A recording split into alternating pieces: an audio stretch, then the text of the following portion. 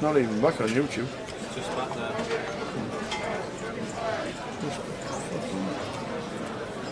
there. Yep. Is it back? Is it back? Is it back? Is it back? We are back. Somebody put 10 pence in the meter. I wish it was that simple. I'd put a pound in myself.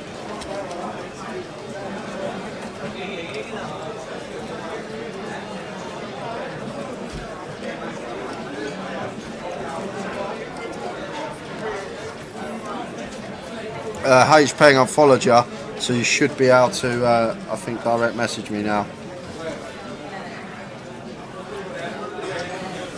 If not, try it. I think you might have to follow me as well, but hopefully not. I think if I follow you, it's okay. Just drop me a message with your username.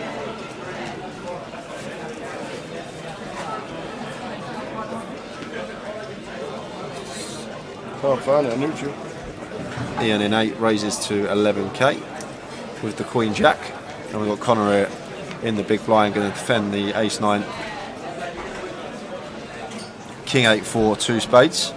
Now this is a board you expect Ian to be continuing on high frequency. Like the Queen Jack on King High board's really nice. Like you can start lining up double, even triple barrels simply because removal to King Queen, removal to King Jack. But interesting check here from Ian. Not choosing to actually continue on this King 8-4, 2 spades. Definitely a hand that we're going to have lots of C bets with, but comes in for delay continue and does the same job. Gets Connor to fold the best of it. Pot going Ian's way. We got into the money, level 17. We had a little bet, me and Tower. He said 18, I said 17, yeah. And puts me break even versus Tower for the week.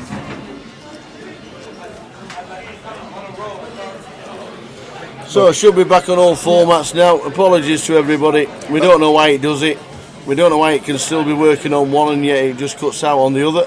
And obviously the main one is the YouTube. Right, we're in the money.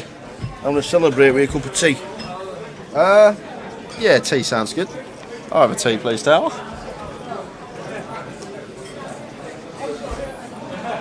Blind's going to be going up after this hand, I believe. Oh no, we come back at 5-2, so probably a few more hands before the blinds go up. And Connor shoving blind on blind here for his last 14 bigs, gets that one through. Darren can't call off with the Jack Deuce.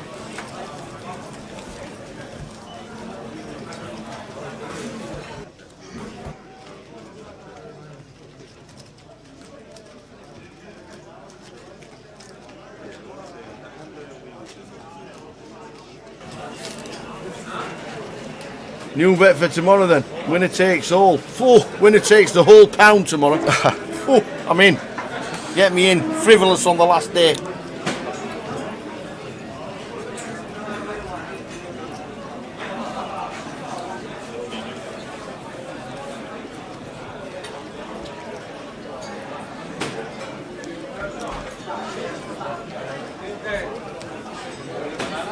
So it's Ian with the unknown holding under the gun, raises to 11k. Folds round to the blinds and action going to be on Ian in the big. We saw Ian defend the 9-4 off earlier, maybe a bit loose versus under the gun, but this hand's perfectly fine to defend the 5-4 in this scenario. The fact that it's connected and the under the gun opener shouldn't have too many 5 or 4x in their hand. 996 2-spade board, and Z hand comes in for the continue, and just expect Ian to fold now with the 5-4 off, especially versus the hand stack size. Not much room for manoeuvre. Can't see how he's ever going to continue here. Has a little deliberation eventually into the muck.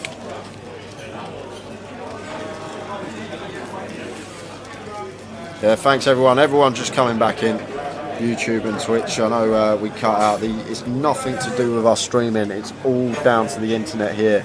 at the Victoria Casino, and it's been the same throughout the festival. If this is the first event you've watched, it just keeps cutting out, and you need a little refresh, and usually after a minute or two we're just back on all platforms. But nothing we can do, unfortunately. We've just had to deal with it for the last 2.5 weeks.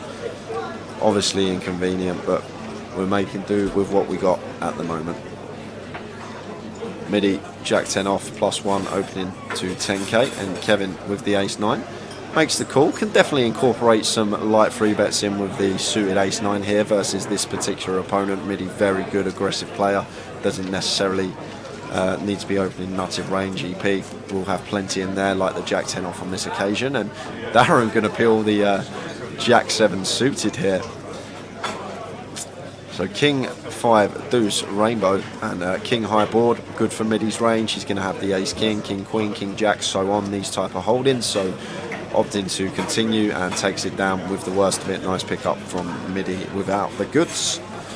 Don't forget, guys, as well, make sure you give us a follow on Facebook and Twitter at Grosvenor Poker. All your live stream coverage /YouTube /GUKPT on YouTube and Twitch. And this is what we got coming up after the grand final. 25-25 schedule, 25 guarantee, 250 buy-in. Newcastle and Walsall next weekend. The following weekend, Leeds and Bury New Road. Day one's played at Leeds and Manchester Bury New Road, and then if you make day 2, they'll all go to Leeds to play for the trophy. Luton also taking place that weekend.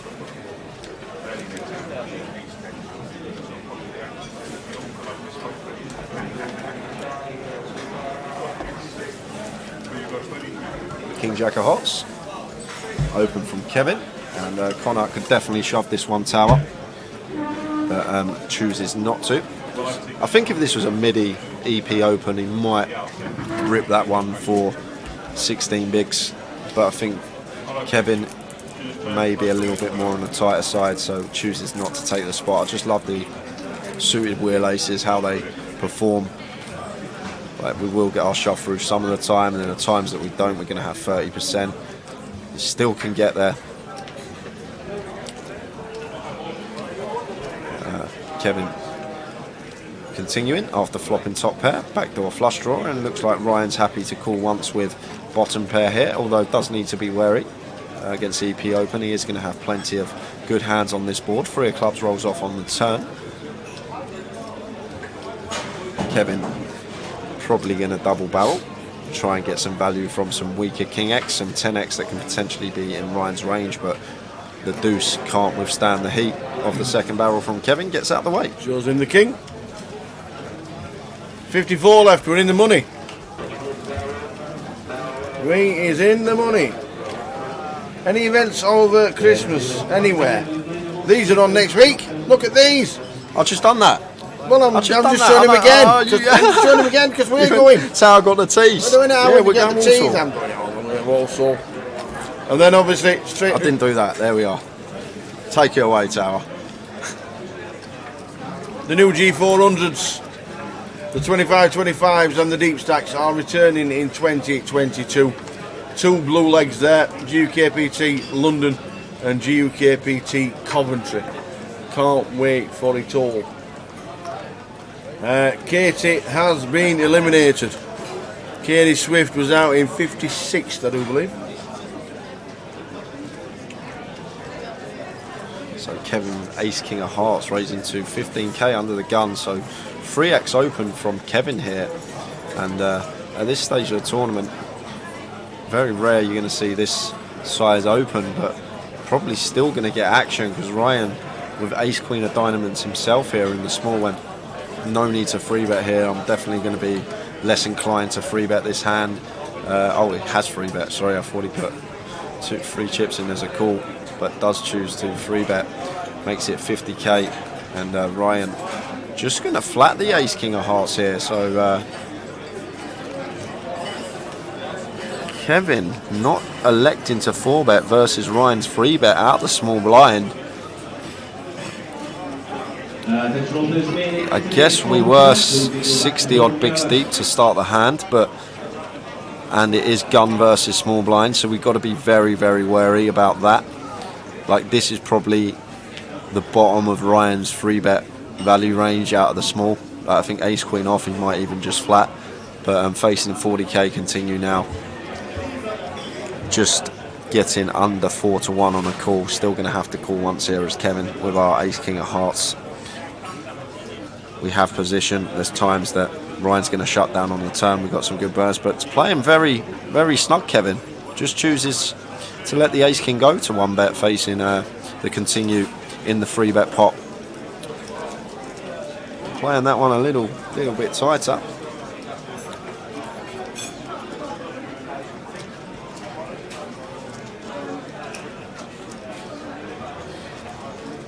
And we've gone again.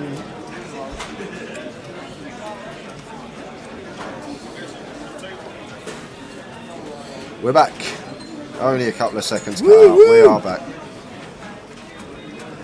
Silver Sock, how the suited wheel aces compare to suited Broadway aces in that same situation? Well, if Connor's got like ace jack suited, ace queen suited, ace 10 suited, I think he would have probably taken all of them in that particular scenario for 16 big blinds. But like in deeper situations, like you're better off flatting like the ace jack of hearts, the ace 10 suited, the ace jack suited, and simply because these hands are stronger hands. Obviously, regarding hand value, they're a lot stronger hands than obviously the raggy aces, but the suited wheel aces are good because of the equity that you're still going to have against continue range of your opponent, and a lot of that continue range does contain aces themselves, Broadway holdings as well, like kings, queens, jacks, like all the strong hands which have got removal to the Broadway straight. However, there's never any removal to the wheel straights. You gain like 3-4% equity, I think it is, from that situation. Like if you're up against kings,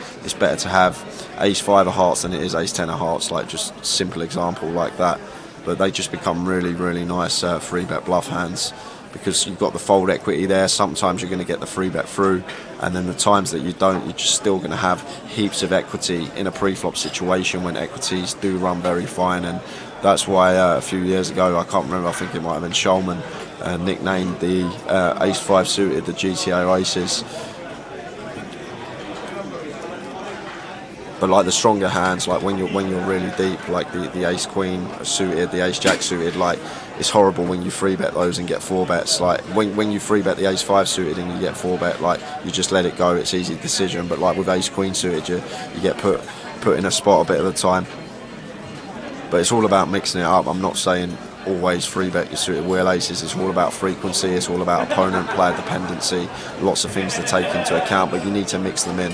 You can't just always flat them. You need to start mixing in some of these lighter 3 bets. Obviously depends on table as well. If you're at a super soft table, you might just play differently, but especially against good competent opponents, definitely going to need to incorporate some lighter 3 bets into your range pre-flop.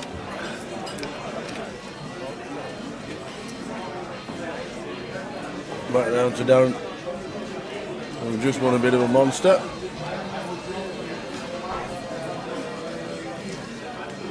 Don't think he's calling the 107,000 with ace jack off. No, the London schedule hasn't been released yet. The London dates have, but not the schedule. Don't know if we're going to get it to you this weekend, I'm not sure. Yeah, 20 big rip here. Gun versus +1. So if this was cut off versus button, probably snap this off, but gun versus +1 for 20 bigs, well, 20.5. Just not going to be calling this one. Need to understand that. Hopefully Ian understands we're opening from under the gun and we're going to have a lot stronger range and going to be less inclined to shove here without the goods. And it's a good fold from Darren. Gave him a bit of stick for the king 10 hand earlier, but it's a really good fold from him there. Credit where it's due. Yeah, if we do get the London schedule before the end of tomorrow, we'll definitely stick it on the screen. But at this moment in time, we only have the dates for London and not the schedule itself. Other than that, you'll have to follow us on Facebook, Twitter, YouTube and Twitch. Follow us as well. I'm sure when we get the schedule, it'll all get released and shared by everybody in the team. 27th of January is when we're back. That's going to feel. I won't know what to do, Tower. You better ring me up. I will. You better ring me. Better won't ding me. I'll ring you up. I'll go. You better do. Tower, have you polished your 25-25 Walsall trophy yet? Where is it? Where have you put it? Get ready, Walsall.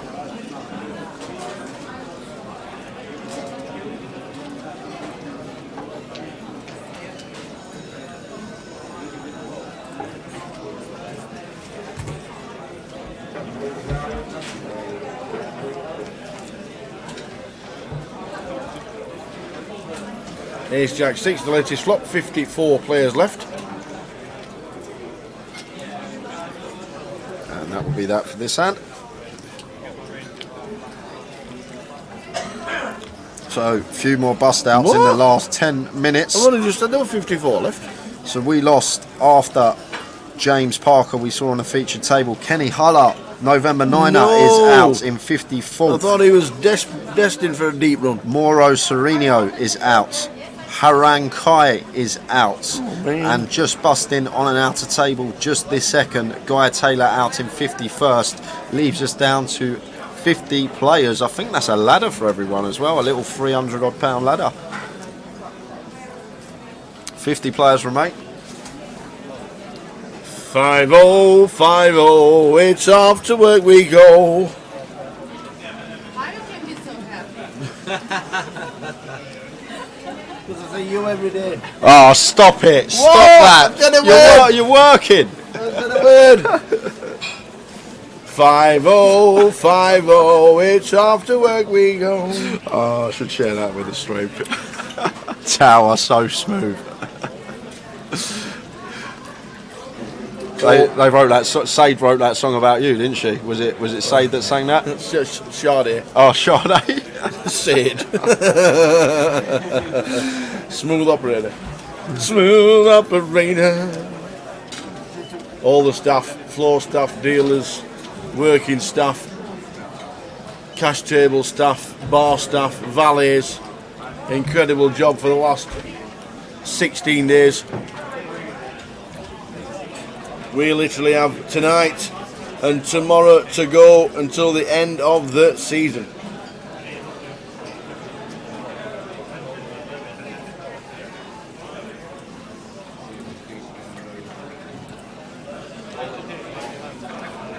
Somebody wrote a song about MIDI. Have you seen it? No, I haven't seen the song about MIDI.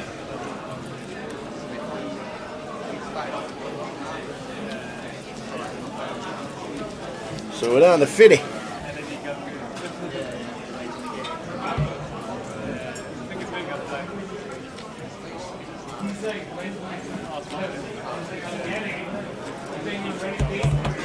Yeah, we'll let it go this time, Black Nala. As soon as it's about MIDI, stick it in. When you watch it come back.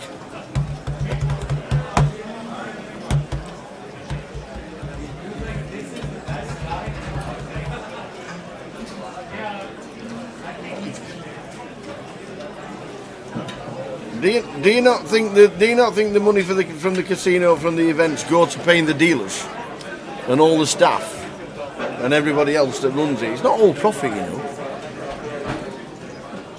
They've all got to get paid. They all get put up in a hotel. They all have to eat. So you all have to drink and what have you. It's not all profit, you know. I think that everybody has to run a fantastic tournament. It needs a lot of staff. And what, they got like 35 odd dealers. North Cyprus watching yet again. No good in the satellite. No good in the 1 lira satellite. Try again next week. I did look at the exchange rate for Turkey. It was 18.4 yesterday. Thinking of buying some so I can get myself back to Ishmael as soon as I can. When does it start getting warm in Turkey and Cyprus? Because just like everywhere else, it gets cold in winter.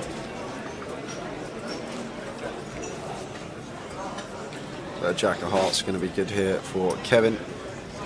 And looks like Ryan is going to bluff at it and not going to work.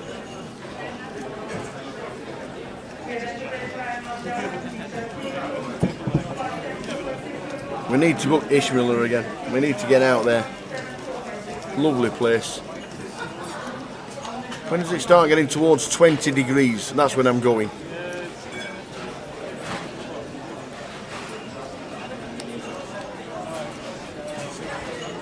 No, it's definitely not always hot. They close down for the season, don't they, towards the Christmas. It's never always hot, for sure.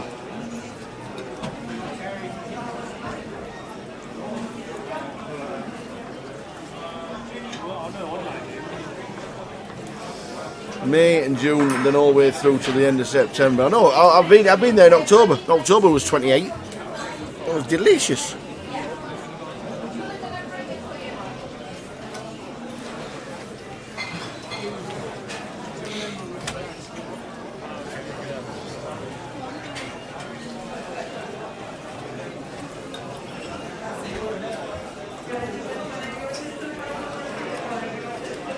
So we're in the money if you're just tuning in this just after 9 PM UK time.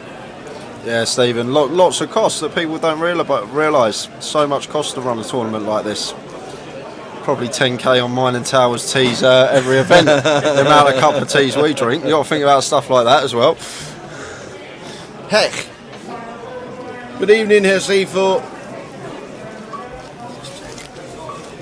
Is the guy in seat 4 Kevin Parks? Yes, it is.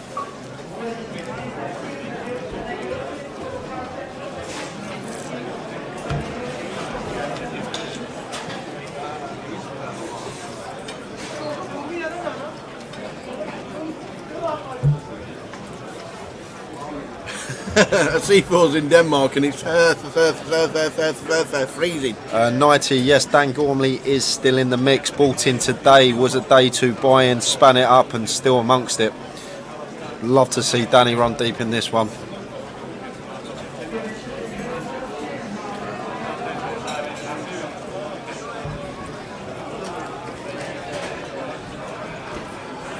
Pocket threes for Zihan, raises to 13k. And Midi will pair himself in the blinds, going to make the call in the small and heads up. Oh no, he hasn't called, he's free bet to 50k here. And gets the freeze out of there. Nice play from Midi. Obviously to do with the stack sizes he had. Happy to get it in for 20 bigs cut off versus small blind with a pair, but still had the big stack with Kevin to worry about us. So just free bet up to 50k. Nice big sizing.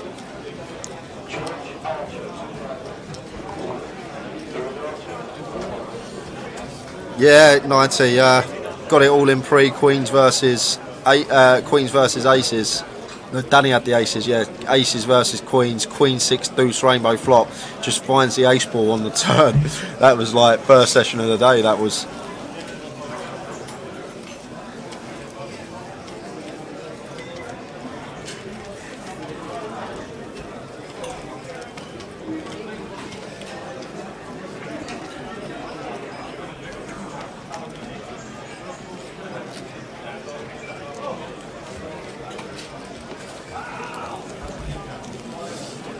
Yeah, Chum was second in chips going into this session. A CFO, when we do hit the next break, we've got a while yet, at least another 45 minutes. So, Chum man. Yeah, Chum man. We will get some chip counts up, as we always do. There's no need to feel down. Chum man.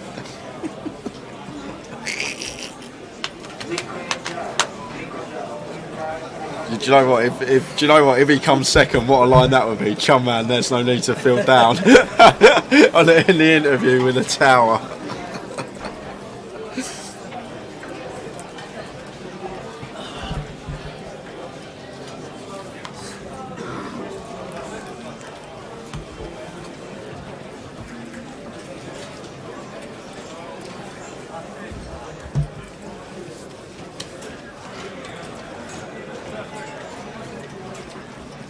Yeah, he's still in a CFO. He was second in chips last break. Sorry, it cut out with.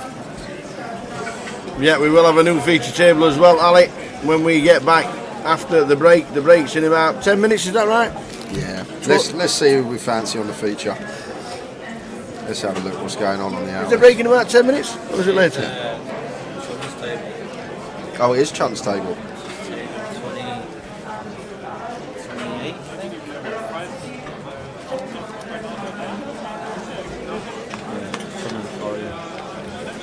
Want this table on?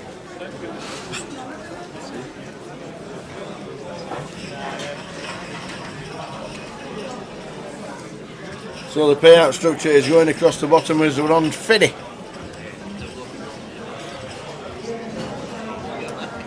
Is Ali Malou still in? No, he's not. He bust quite a few places off the money today, Ali Malou.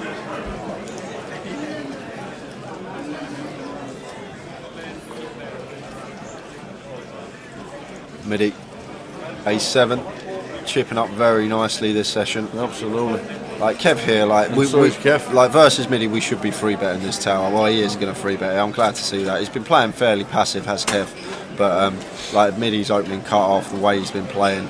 Like I'm just going to be free betting the Ace-10 more almost always. Like there's spots where we're going to flat it at some frequency against certain opponents, but got to know who we're up against at the table. Look at Mick the Mod. We need to get Mick the Mod on board next year. We do. He's clipped the chip counts from the last break and posted them for everyone. We do. We need to get Meet the Mod on board next year. I think that should be something we definitely look at for next year to make things better. And see if I said he's Can you work for a cup of tea and a bar of chocolate?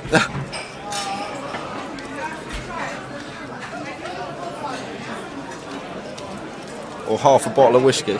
Yeah. The old Savaz. Anybody want to drink a whiskey, come and see Tower.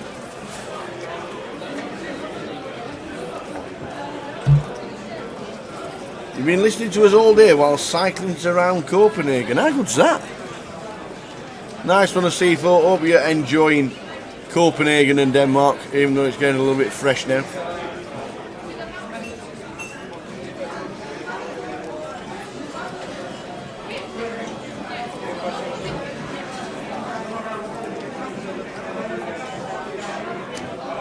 Down wages day says mix the best. Delta Pecco, be right there. All the way from Canada for a bit of whiskey. Back to the action because Connor shoving the Ace-10 here for 13 big blinds over the open from Midi in the hijack, and Midi just going to snap fold this one. But good to see Connor take that spot versus this particular opponent. Picks up blinds ante and Midi's open.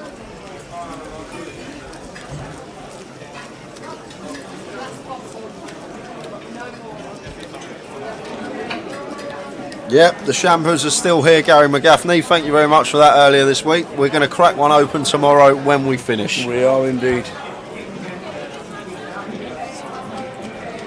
We are indeed. Unless the boss is watching and orders one from for Dan to sort out and brings one across to the table.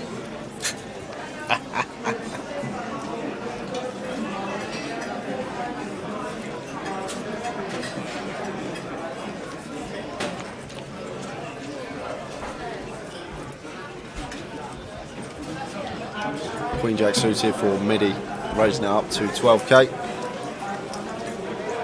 I'd love to see the VPIP stats of this man the last hour or so. I'm probably touching 70%. Been involved in a lot of hands, which is fine in this scenario. If the table's playing too tight, then start playing a bit looser and you're going to make some chips. Obviously need to be competent going post, but all aware that Midi is King of Hearts on the turn. So King Jack of Darren turning best hit. And Midi now coming in with a delayed C-bet like this. Removal to King Queen and King Jack, and going to be a better card for our range opening +1. Haven't gone too big either, just opted for third pot. And Darren raises to 55. Okay, that's I guess it was 3 hearts to a board and maybe didn't want the last one to roll off, but this should always be cool in there. Well, not always, there are some situations where we might choose to raise versus particular opponents, but Midi's gun +1 range still going to have ace king, king queen in there, can check behind some flush draws on the flop as well. So it's just a situation that I talk about a lot. We're only getting action from a better hand, and we're folding out on worse hands. We folded out a hand there was actually specifically drawing dead against us. You want to be able to pick off some bluffs on rivers, keep some bluffs in the range of your opponent, but just happy to take the pot down there. I guess Darren raising the top pair.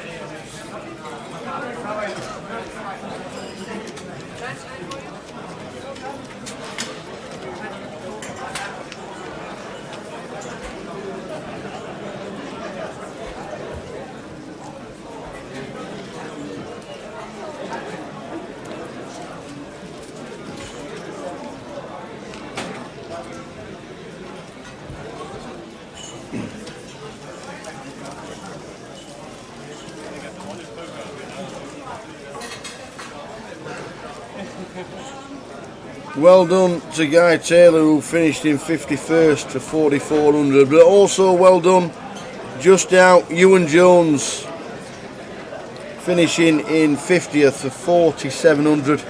The pair jumper started and literally just gone out for 4.7. In 49th is Terry Jordan.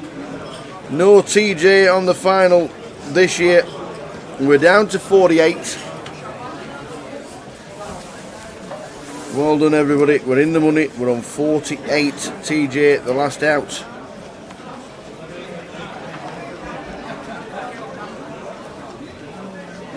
Connor in 6 with the ace-9.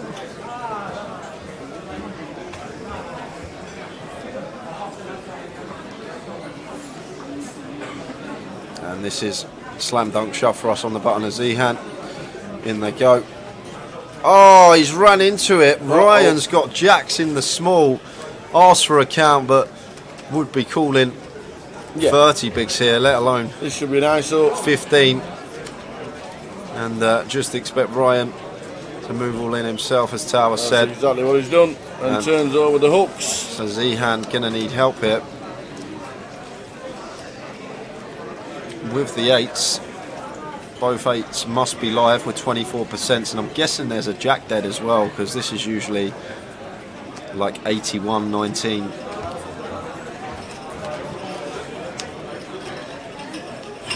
Z-hand needing. Does he get a bit of help. luck? Does he get a little bit of luck? Not there, Richard Tower. got a bit of luck against him. The snowmen against the hooks. We need to hit one. We need to hit Wow, where has that come from? And now the case jack needed. Let it snow, let it snow, let it snow. Finds the snowman on the turn. And just like that, he's back in it. He deserves that though, the man. Unlucky for Ryan, but he definitely deserves a bit of luck. He could have won a Chunko pot versus Darren earlier on this session, but Darren spiked an 8-outer on the river. He was due a bit of luck, and where has that 8 come from? Z-hand with the double. Big double for Z-hand. We're still on 48. 4 and 8, 48.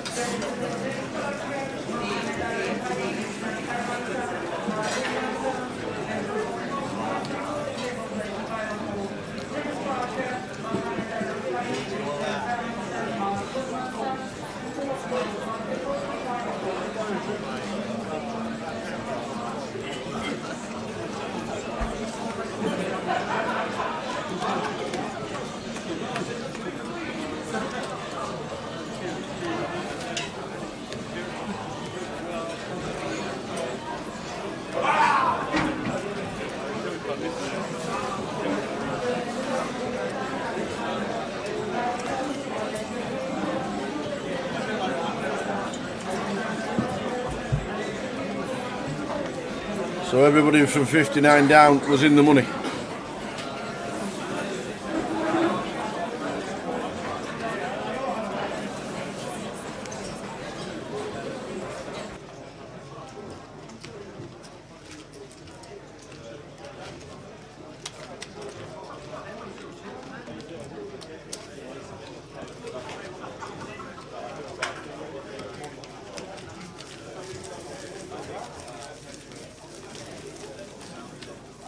Come on, Connor, says Max the Myth.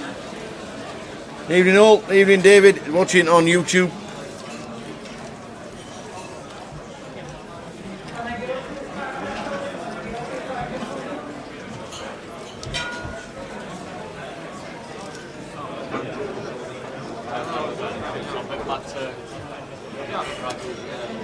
So tables balancing, 6 tables of 8, 48 players remaining, 265k up top. Some turnout. Great effort from everyone here in London for the grand final, and we've still got plenty of action to go today, and then the big day tomorrow, day 3 taking place. Do have a side event on as well tomorrow if you fancy coming down. We also have a day 3 book on Grosvenor Sport as well. No second in Coventry was Ian Hamilton, Dan Hopkins 3rd, and Maz Bako was 4th. Ming Ju was 5th. Steve Yellinek won it.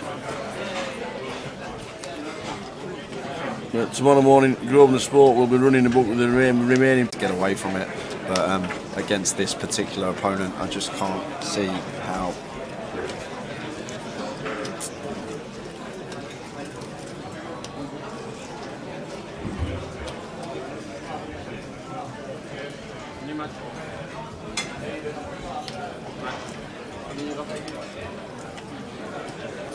Darren expect to come in for 2nd Street here. Get called by some Jack X, and Zihan moves all in. Darren snap calls, and that's going to be bad news for Zihan.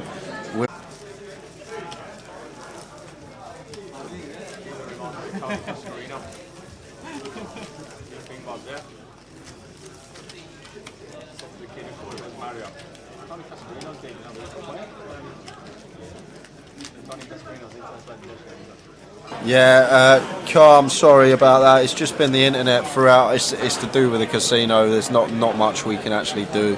We just had to deal with it, and unfortunately we got to make do. And just give your page a refresh.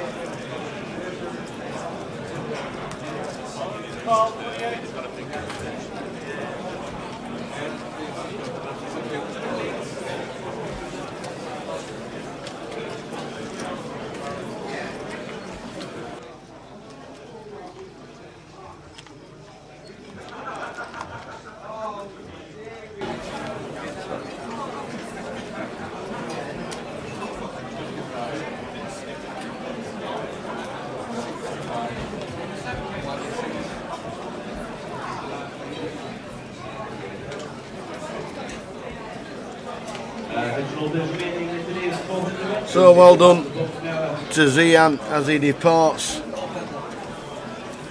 We were on 48, literally in the space. Where's Bosch come from? I didn't even realise he was still in the field, and he just pops up in seat 2. 987. So Zihan just finishing in 45th, because in 46th was Hamza Kilek and Sandy Koza in 47th, and Tribalt Latrot out in 48th. Wow, we literally lost 4 players in 2 minutes. Zihan is out. We're down to 44.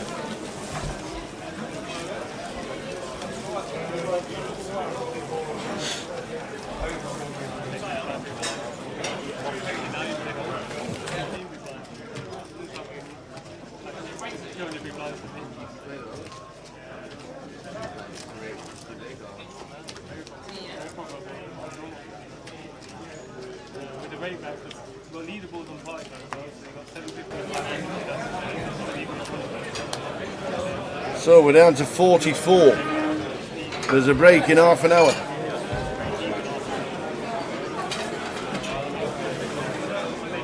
And then there's a 20-minute break, and then a brand new table coming with us. And the final session of the day. Yeah, the final session.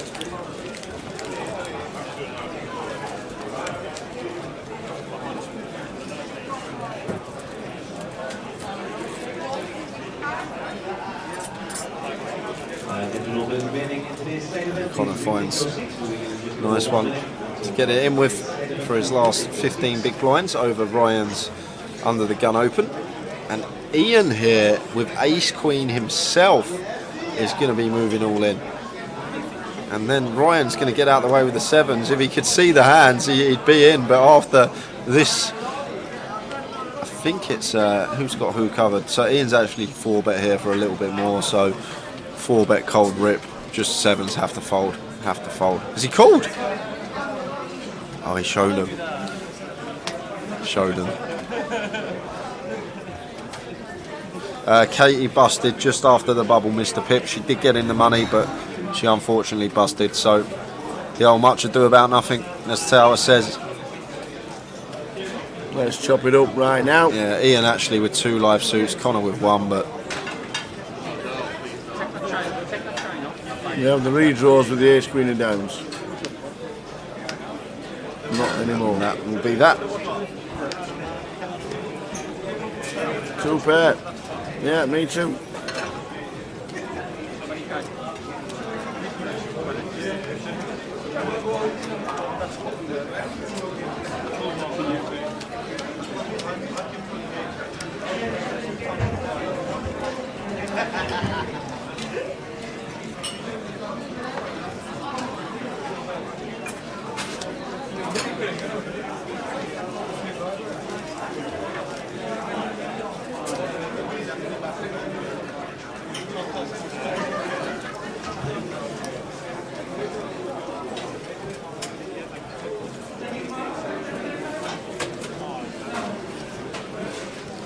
Any names for the new table? Not yet. As soon as we get some, I'm sure we'll let you know. Someone that's won the Goliath. Oh right, okay. Florian, Is this a Towers? Is this a Jay's exclusive? Florian Duta Oh, will be on the new featured table. Oh. And not only that, go on Tower, sing your song. Chun man. Yeah. There's no need to feel down. I said, Chun man. When you're out on the ground, I said, Chun man. Chum man is coming to the table. Yes, indeed.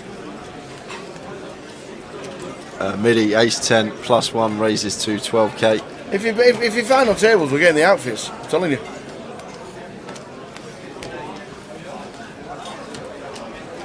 You'll be wearing yours, I won't be wearing mine. The red chips are 25,000s, the yellow chips are 5,000s, the white chips are 1,000, and the greens are 500s. Spot on. How you doing, Matt? You still on your break?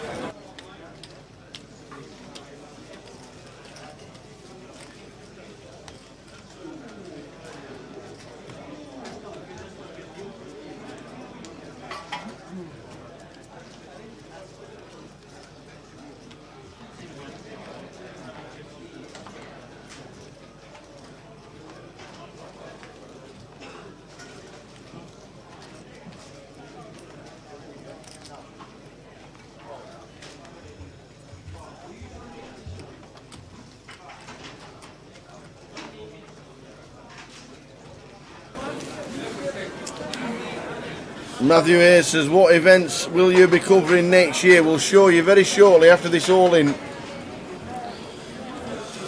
Because every chip's over the line. Yeah, Darren's. And seat 1 as well. So Ian ripping. Ooh, Ian ripping 18 bigs here, Tower. This might be a little bit of a misstep. We can definitely open the Jack 8 suited in this scenario. Isn't in yeah, the end, Boz isn't in, the 6s No, are in. But Boz is out. Boz is definitely not all in. we can definitely open the Jack 8 suited on this structure, this clock, off of just over 18 big blinds for sure. That we don't have to just open rip this one. We can come in for stills, but we have been snapped up by Ryan. But we still got heaps of equity here. Could definitely double. Well, that's not a good board I to bet do Boz it. wishes he was in now. So needs a Jack or an 8 hot for some sweats. Backdoor counterfeit outs for sweats. Just hanging on so the action tracker can get back the hands so we know who's in the hand. Thanks for that. So backdoor counterfeit out coming in. So queen, jack or 8 needed to survive for Ian. It's the 3 of diamonds, and we're going to lose Ian Hamilton in 44th place. £4,700 for him. Everyone's locked up 5 bags or more now. Oi, oi. And do you want to show Matt the old schedule? I certainly will. This is what we will be doing next year, plus other events. There we go. There we go. Starting again, back in this place, back in this seat. He'll be back in that seat. It's like we won't want to moved. The 27th of Jan to the 6th of Feb, first leg back here in the Vic for the main event of 12:50. And there you can set all your dates, look at your calendar, find out where you want to go. There's a break in between 7 and 8 because of Goliath that is heading back to Coventry at the end of August, 25th of August until the 4th of September. Jay is going to be looking at the World Series schedule to find out when he's going out to play the main event. So it might not be at leg 7. Might not be at leg 7. And, depends when the main event starts and how much build-up he will need for that, because his plan is to play the World Series main event next year. And it's a full schedule, 10 legs, the grand final, plus Goliath, and plus other events as well, I am sure, over the course of the year. But that's the main ones that the team will be doing, and we'll be back in force from the Wednesday, the 1st of Feb. Bringing you all action, all details. And if there's a schedule coming out before we leave tomorrow, we'll let you know. 43 remain.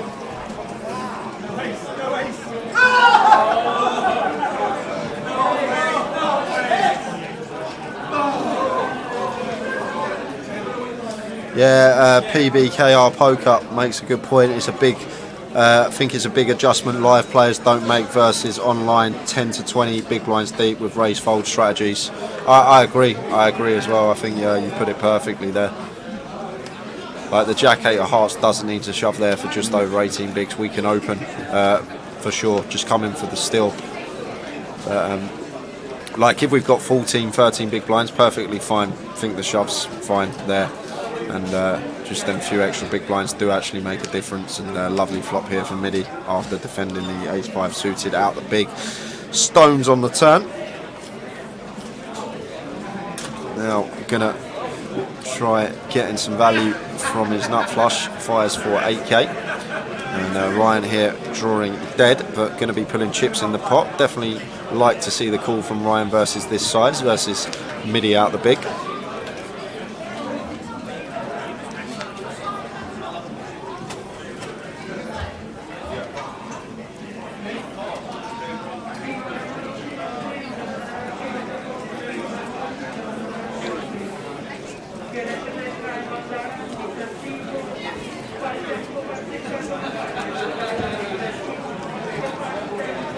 Is Jack Hardcastle still in, says John Garlick? Yes, he is. And last time we saw he had chunks. Yeah, he's flying. Jack's flying. There'll be a full chip count at the end of this session in 20 minutes time, and then the break, and then we'll return with 2 more levels of play tonight. We're on 43.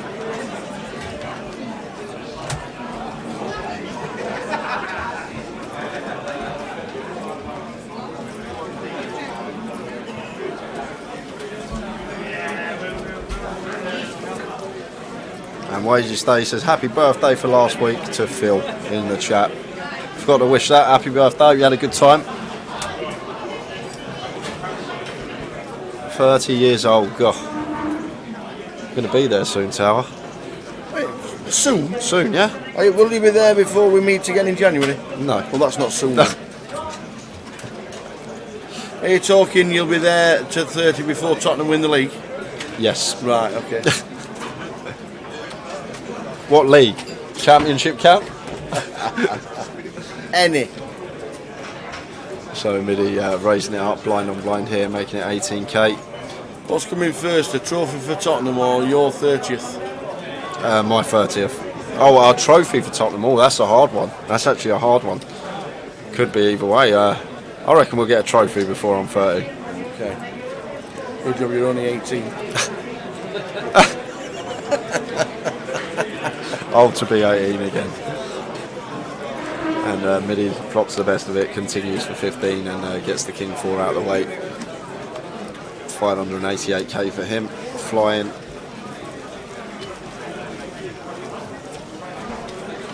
Yeah, it'd be good to see you, Matt. I haven't seen you in a while. Matthew Weeps, Jay's 50th will probably come before that. I'm in charge of sending the aliases for the tickets, Matt, and you've got one, so just remember that before you start being funny about the Spurs. You got the Europa League, the FA Cup, the League Cup, the Premiership, the Champions League, we can still win Europa League. We're favourites to win this Conference Cup, whatever malarkey thing. That counts, don't it? What Conference Cup? The Conference Europe Cup yeah, thing. Yeah, exactly. That trophy. counts. You get a trophy at the end of it. European silverware. So you've got about 8 chances every season.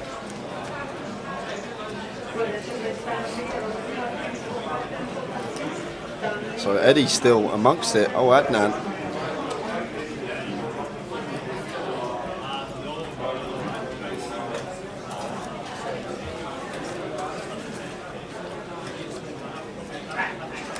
So he just chooses to limp +1, and Boz comes in for a raise to 65k, effective all in from him, and can't see Adnan getting involved with the King 9 and gets out of the way, so Boz going to take that one. Effective shove once we put in 3/4 of our stack, does the same thing. We never fold in if someone sets us in.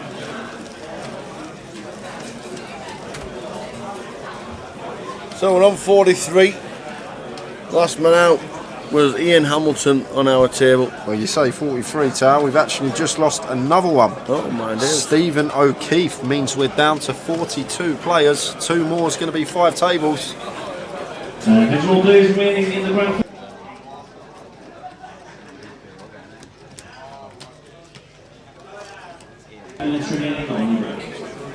So around about 5-2 our time, 13 minutes time until the end of this session, and then a 20-minute break, and then a new table that will have Florian Dutra on it, who has chunks. Does he? We've got 500,000.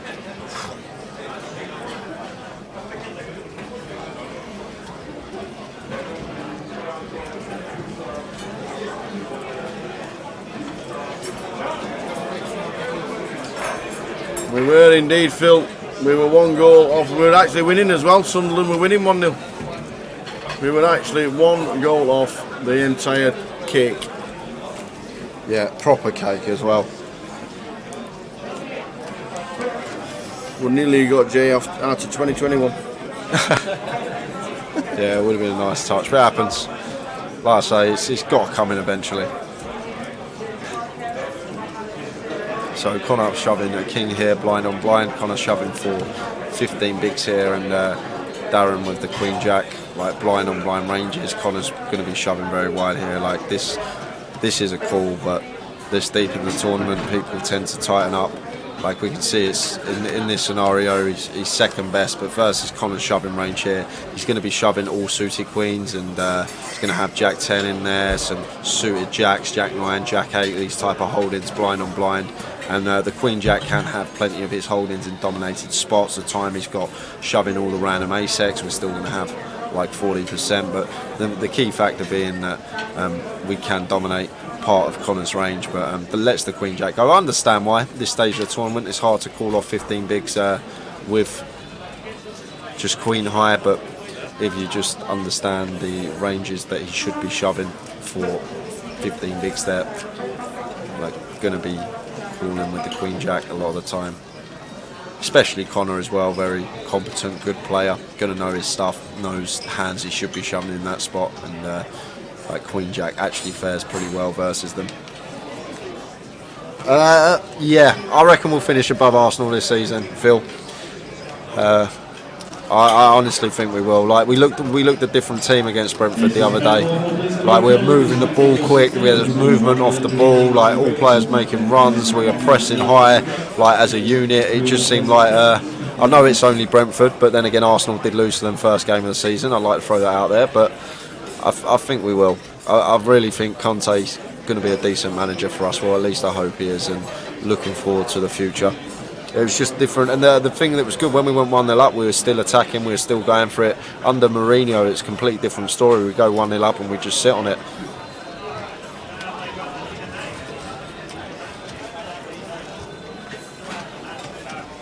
Are we in the money, says Isaac? Yes, we are indeed. We got 59, got the money. We're down to 42. 4,700 locked up. In fact, it's a little bit more now, isn't it? Show you the prize ticker going across the bottom. We are all in the money. 59 was the bubble. The bubble lasted 2 hands.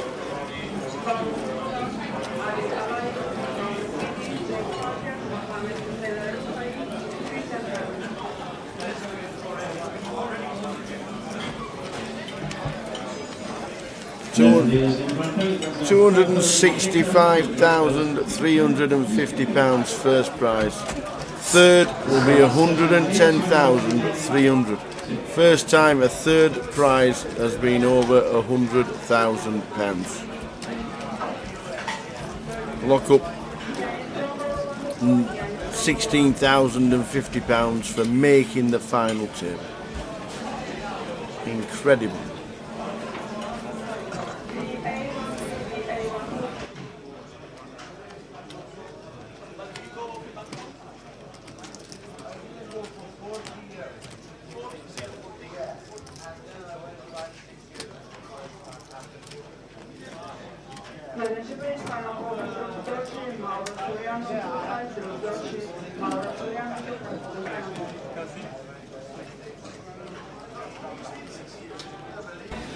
The lamb wrap. The lamb wrap. The lamb wrap. Captain Manor, only Brentford, Jay. How dare you? I like Brentford, to be fair. I think Do you think they'll stay up? I always root for the teams that come up, unless they're playing against the Spurs. But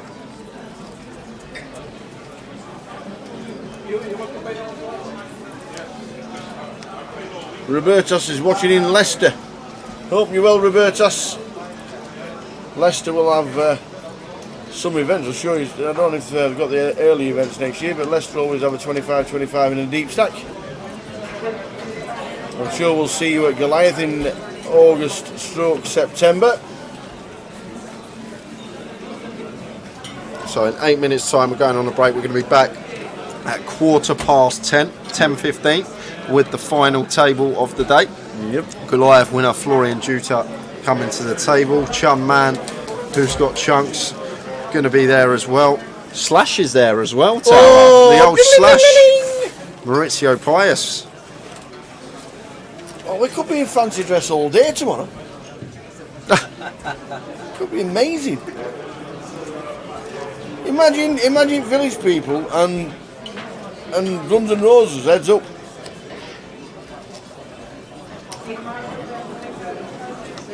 Village people and Guns N' Roses heads up.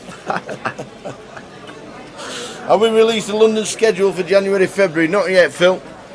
Not yet. Just need a couple of things ticking and signing off before we do. Hopefully get it tomorrow. Fingers crossed we do get it tomorrow. If not, it'll be on social media ASAP. Nines for Connor here. Connor working with 22 big, so glad to see him open this one. Like, no need to shove it, just want to open. We can definitely get value from plenty worse hands. And Adnan going to flat the King Queen on the button, and Ryan here with King Jack in the small blind. Tricky one for us here as Ryan. Probably all three options open in this particular scenario.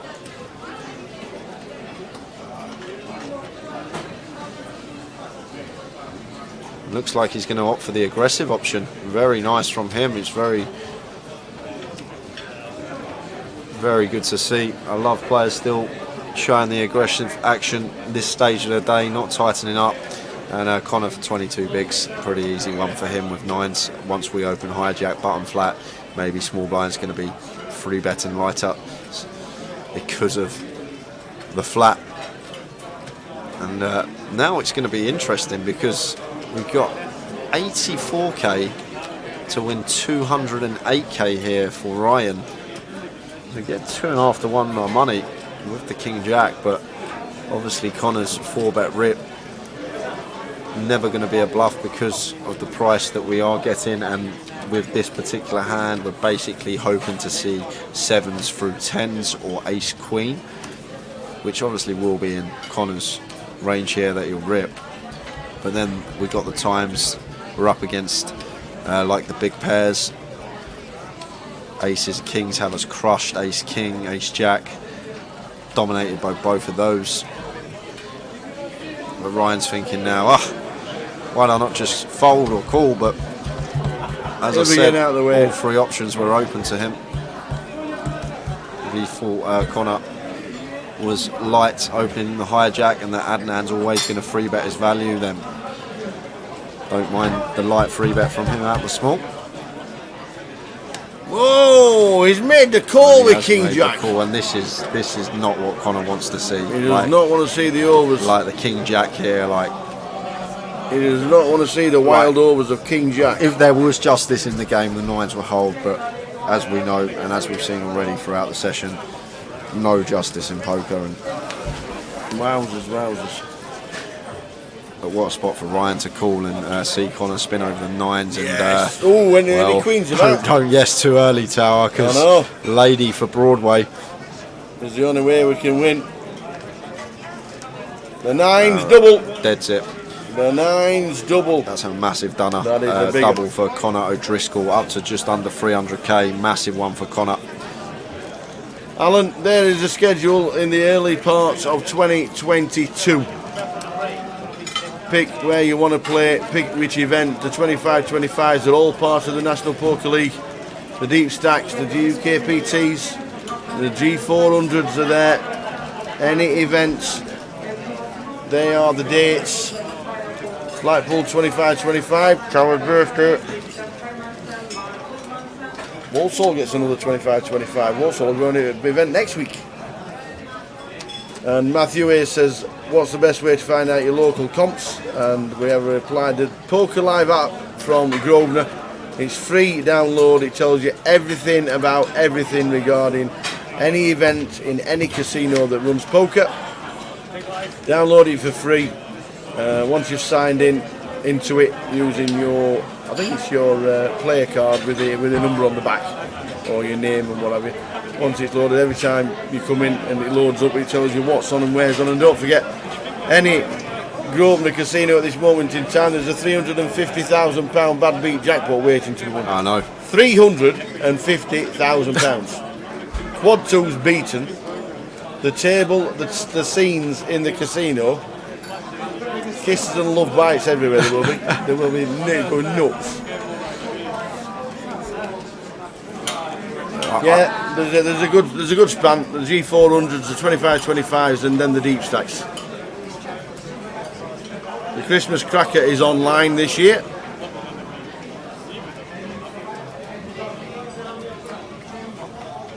There will be online satellites for the 25-25s, I'm sure. A pound into 5 into 30. £55 comps for the satellites as well. Plenty going on online to play live. And don't forget, follow us on Facebook, Twitter, YouTube and Twitch for all updates, anything social related. It is posted, follow it. And if you're on YouTube and Twitch, when we go live, subscribe. Just click the button, and every time we go live somewhere in the world, you'll get a notification say we're on. Looks like we're going to get some action. Yeah, you're correct, Tower. Darren, well-timed flat from him. Such a momentum game, this. Like, Connor just gets the double there with the flip, and then the next hand you get dealt queens. It's crazy how it happens like that sometimes. And obviously, going to be hard to get paid from Darren here. On low boards, need the case queen to come out really to get lots of chips, but 10-6-3, 2 diamonds.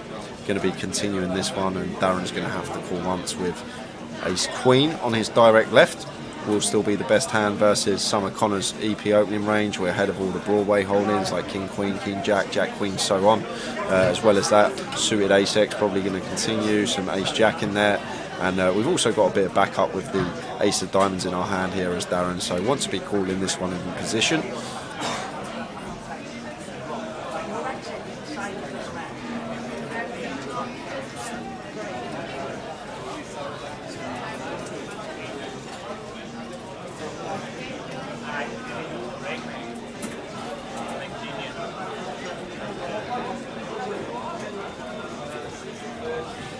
Wow, he just folds. Just lets it go. Well timed fold from Darren. Lost min that hand. 40 seconds or so until we head out on break. One more hand. And then back at 10:15 for the final session. We've got the Village People and Guns N' Roses all on the same table. Yeah, not always, Phil. Not always. I'd probably just, against Connor, maybe just randomise that spot. Like probably free bet like 75% seven-handed, flat like 25% or something like that. Yeah, not just always 100% free bet in the ace queen, but probably veering more towards free bet versus Connor than flat. Like I said, probably around 75-25, something like that. So everybody's leaving. This is the final hand of the sesh. 20-minute break. Go wet the whistle, grab a cup of tea, come back for 2 more levels of poker. We're on 43. I can't believe we're nearly there, Tower, for day 2, and then we got 1 more day left. You mean we're doing that again? Yeah. We were like that. So Midi raising up to 18k blind on blind here, and Kevin with suited Broadway here. He's coming in for the 2 call. hands colliding, blind on blind. Everybody else is leaving. They need the break. Oh, flush draw, King 6-5, 2 diamonds. And Midi going to continue with See the bet and a ace-4 call. clubs. Okay, well, he is going to raise here, Tower, and that will be that. We are going to be on a 20-minute break, guys. We're back at 15:15 for the final session of the day. Former Goliath champion Florian Ducha. We got Slash coming to the table. We got Chun Man coming to the table. Tower is going to have a ball. See you at 15:15. I felt that the best way to sort of be able to do that was to paint a picture that I was doing the opposite. 15th for 20,000. Annoyed? Yeah. Happy? So yeah, the TV cameras came in for day 3 or day 4. I think it was day 3 with 24 left. So that was really strange. I had to sort of like walk up to the camera at the start of the day and hold the card and flash it. And yeah, then there's a guy actually I know quite well now called, I think he's called Johan Storikers. He's a Swedish guy, and it was €1 million almost for first place, and there's 16 left. But I wouldn't say I was nervous. I was quite enjoying it really. And then I just found a pair of queens, and Johan found a pair of kings, and it was a bit. Maybe it was maybe a little bit of inexperience, but like the thought of folding never crossed my mind. So it was just one of those things, and just narrowly missed out on the final table. But it certainly gave me a thirst to play more. Can you remember who won it? Yeah, it was Sandra Noyox, because she actually knocked me out. So yeah, I do remember. You'll never forget that one. But 2 weeks later, you got your first Hendon Mob win, and it's still there. The first win at the side of Rich Kelly's name. £200 side event in the GUKPT London. Oh yeah, it was a £200 rebuy as well, I think. So it was pretty big. Yeah, they got 26,000 for the win. The final table included James Aikenhead and the late great Dave Colclough. What were it like playing with those kind of guys? Oh wow, yeah, like that was just amazing for me, because obviously the thing is, when I was sort of 18 and I was really enthused about poker, so I was playing every day online, and I'd even go in WH Smith's and buy all the magazines, and so like to be in WH Smith reading these magazines, trying to suck up all this information, and see these people in the magazines to go into playing with them at the table the year after was just it was really sort of it was mad. Yeah, and after the GUKPT win in 2009 was such a good year for yourself, because in August you got the biggest online score. You're on F-Tops. Event number 20, 2,438 runners. You got 96,000. And a jersey. Wow, yeah, that was incredible. I was my friend stayed up all night with me. The guy who my friend who lived 2 doors down from me, who taught me how to play poker, actually, he stayed up with me all night, and yeah, that one went on till about 7 a.m. And actually, back on Full Tilt, they used to have another really cool feature. Any of their red pros, if you knock them out, you got the buy-in for the tournament back, and you got a T-shirt that said "I knocked out a Full Tilt Pro," and with about 3 or 4 tables left, I knocked out Alan Cunningham. Oh yeah. Really, really famous American pro at the time. So I knocked him out. I got the $215 back for my tournament entry, and yeah, the Full Tilt T-shirts. I used to have quite a big collection of them, as you can imagine. I imagine Mormons probably with garages somewhere filled with them. You got a jersey for winning the F-Tops as well. Can you remember what you did with it? I think I ended up selling it for about $300 or something. Somebody's walking around and they've not played F-Tops at all, but they've got the jersey. Yeah, it was like a big, like I was a very, very I was very, very slight build back then. It was a big American gold That's right, yeah. thing. Yeah, it didn't look good on me. But he just carried on. 2009 was fantastic because you run deep in the World Series Poker Europe, which was down in London at the time, in the 1K, finishing 28th out of 608 entries. Yes, it was only for 3,000. But that kind of field down in London must have been a bit exciting.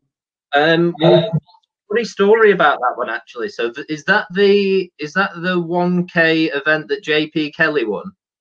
Yeah. Right. Well, yes, it was. Yes, it was. Yeah. So me and JP Kelly were JP Kelly was first in chips overnight going into day 2, and I was second in chips overnight going into day 2. And I think I'd played on the Friday, and day 2 was on the Sunday. That Sunday was the Sunday that Michael Owen scored that goal against Man City.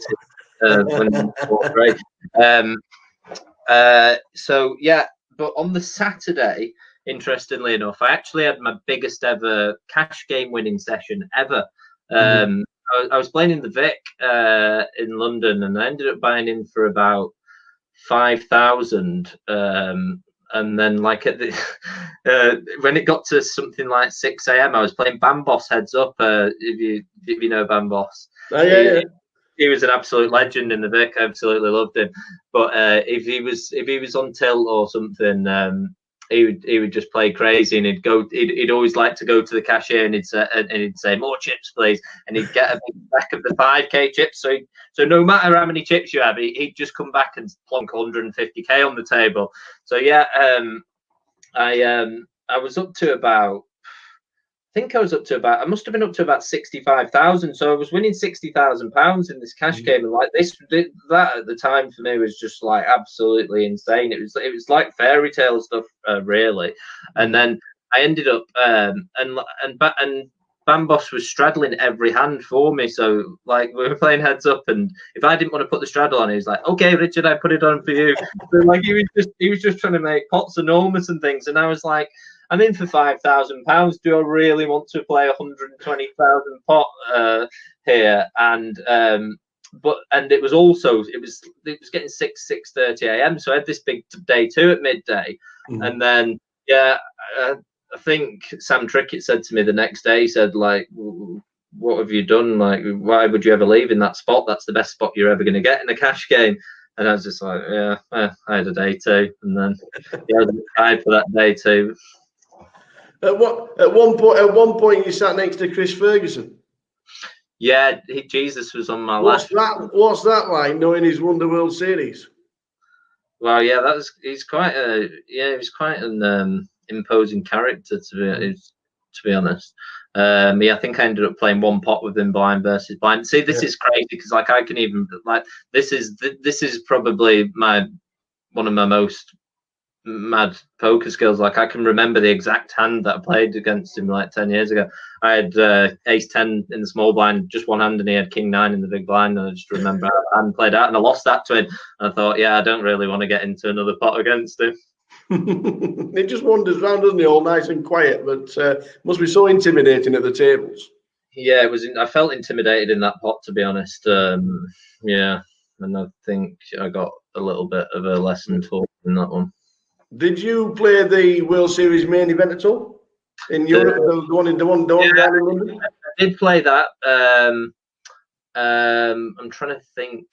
But to be honest with you, that tournament back then, it was an absolute marathon, and like the structure was unbelievable, and I was just sort of one of those kids who was trying to win it on day one, and my game was not suited to playing that, and I ended up just frittering my chips away, if I remember rightly, in that one. I think I did. I think I got an okay. I think I got like sort of an okay start and middle of the day, but I busted towards the end of day one. But yeah, I was not pacing myself very well in those sort of events at that time, for sure. I remember when I was down there doing the interviews and stuff like that. The quite a few of the Americans that came over were saying it's the best assembled field that ever played. Oh yeah, it was insane. The household names, like obviously I was 19 years old, and I was starstruck because so basically, actually, before I played the main event, I played the 2500 round of each Omaha and Holden one, and I had Helmuth on one of my tables. I had Barry Greenstein on one of my tables, and I was sat next to Doyle Brunson on one of my tables. So I was just like, wow. And then when I got in the main event, I had a couple of good players on my table. I had Mike the Mouth Mattis out on the feature table behind, and Negrano on the table there. So they were shouting over to each other. And like, if I thought I hadn't seen it all, like towards the end of the day, I looked over at Negrano's table, and Phil Ivey was sat there. they're just fantastic fields. So every credit for trying to play in one of them events.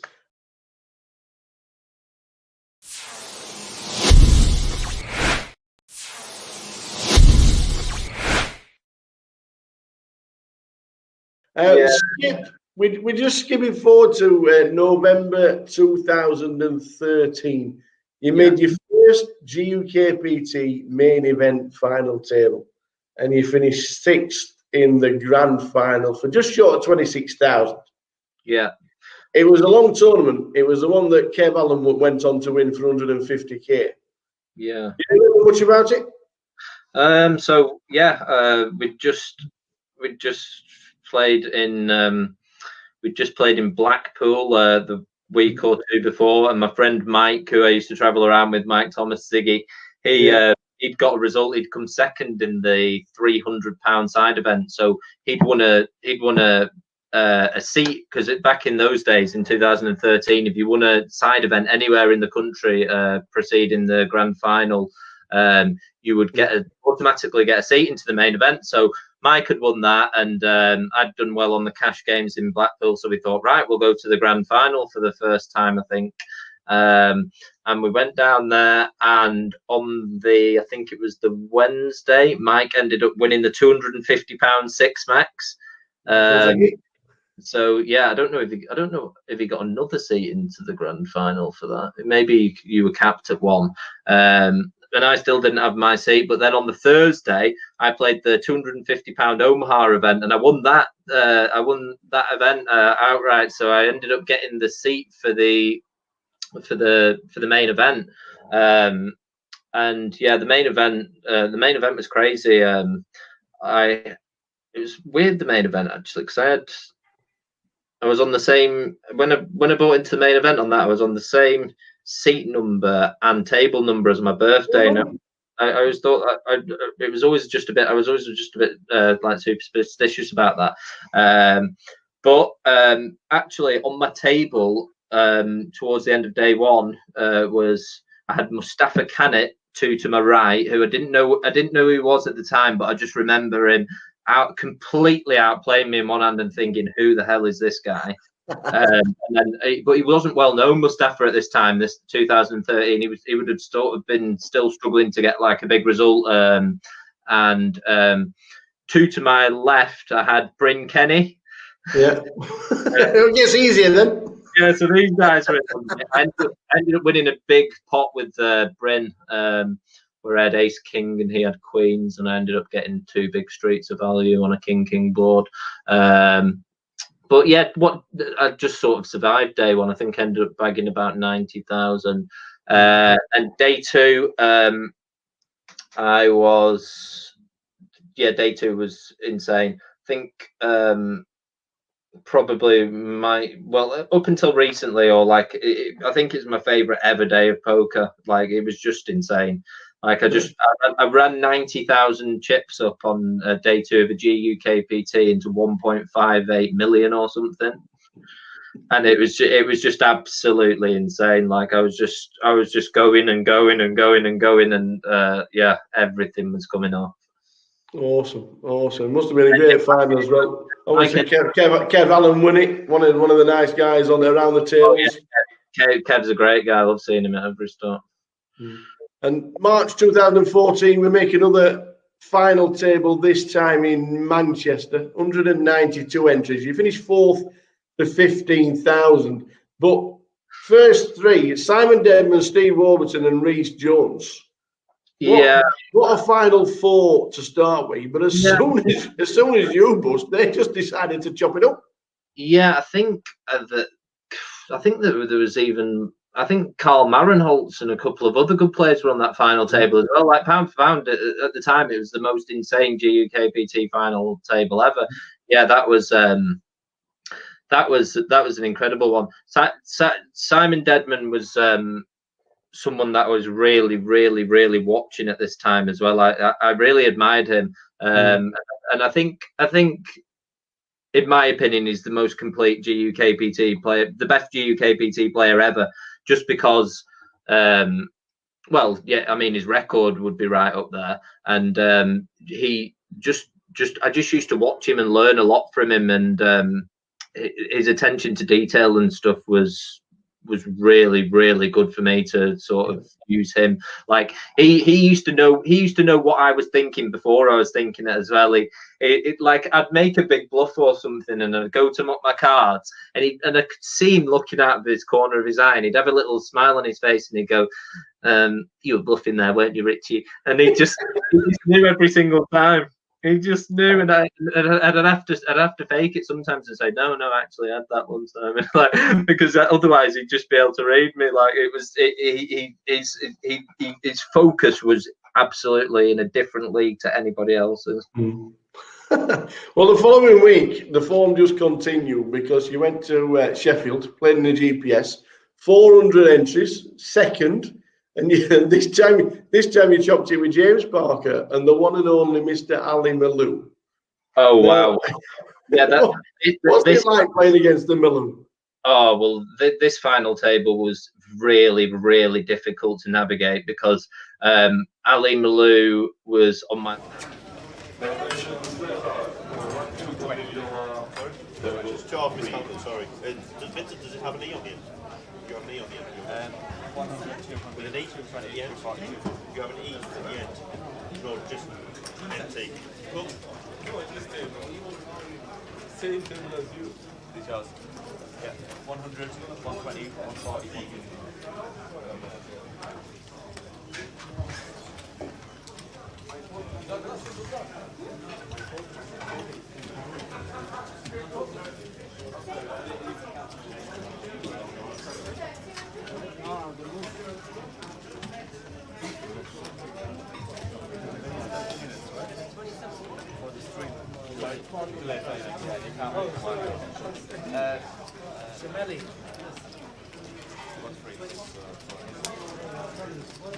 Here we go.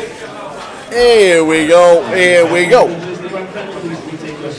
Full chip counts. There they go. My days. Look at that. The Usul.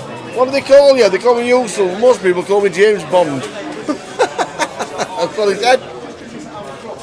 Usul Eminoglu has got 700,000. Barry Sweeney. Oi, oi, Barry. Has got 660. Paul Trotter. Paul Trotter 650. Mauricio Pace. There he is, seat number 3. if you don't know what we're on about, you should have been watching earlier in the week. Florian Duta 575, Chunman. There's no need to feel down because you got 546,000 chips. Tom Middleton, Kev Parks. On the other side of the page, Ryan O'Donnell. We've got Julian Tereson, who was on our feature table. Brandon Shields still going along on 155. Jamie O'Connor, the boss, has got 95. Yeah, I don't know how it works out, but it looks like Barry is going to, if he makes day 3, fingers crossed he'll be on the feature table tomorrow. Craig Grant, Dean Hutchinson, Dan Gormley and James Rann are the guys that are going to need a little bit of help to get themselves back in the game. There's 2, James Clark 430,000. No, Raggy's flying. Jamie O'Connor on a 95. Richard Ashby on 340.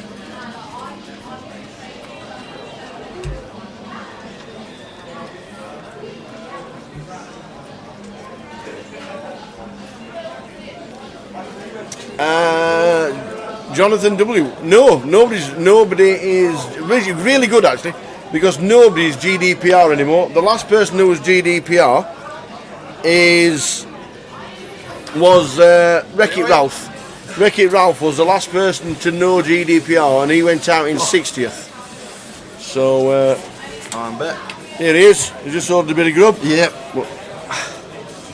Awesome. You gone through the table? Who have we got?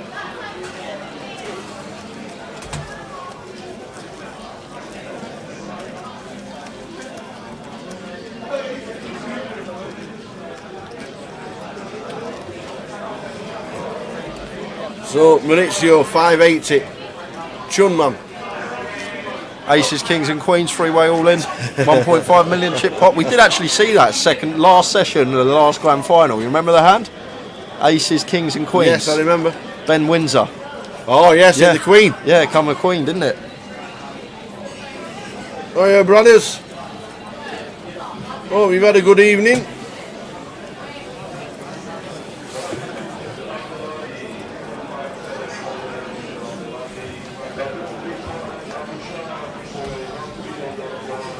Glad you had a good session.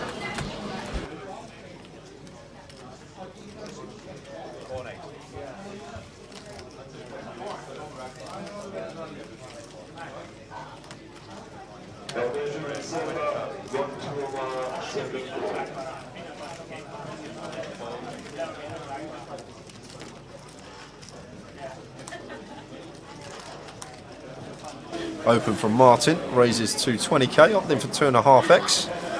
Blinds now 4k, 8k, and Chun in the cut-off. Is that Martin Frey? Nope. No. Oh, it is Martin Frey. It is Martin Frey, yes it is.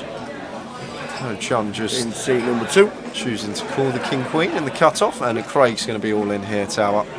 This is he is indeed as easy as it comes as a shove spot for us with the 8s. We're working with sub 10 bigs. We've got a decent hand. There's been an open and a call, plenty of dead chips in there, and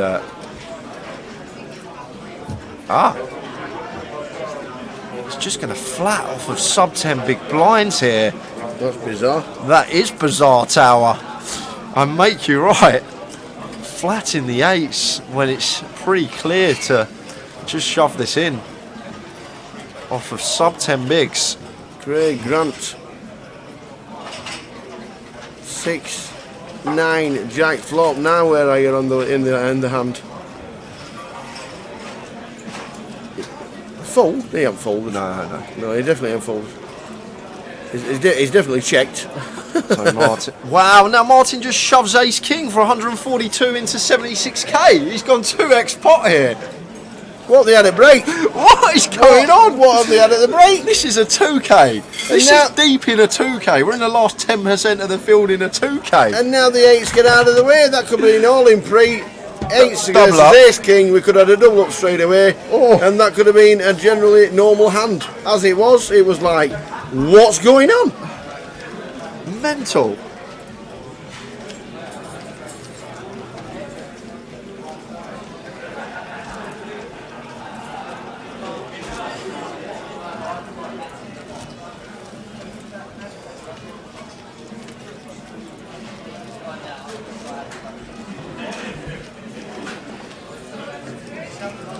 This is exactly the table we wanted for the final session.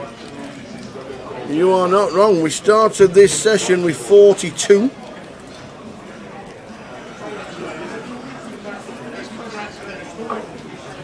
In fact, we started with 40. Because before the break, literally before the break, Don Jones went out in 42nd and Conor O'Rourke went out in 41st, which means we started this session with 40. Gary, he should have unloaded the clip. He did unload the clip in a 2x pop fashion.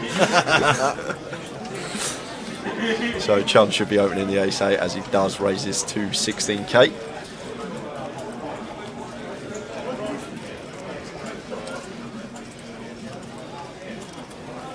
And that's going to be raising tape.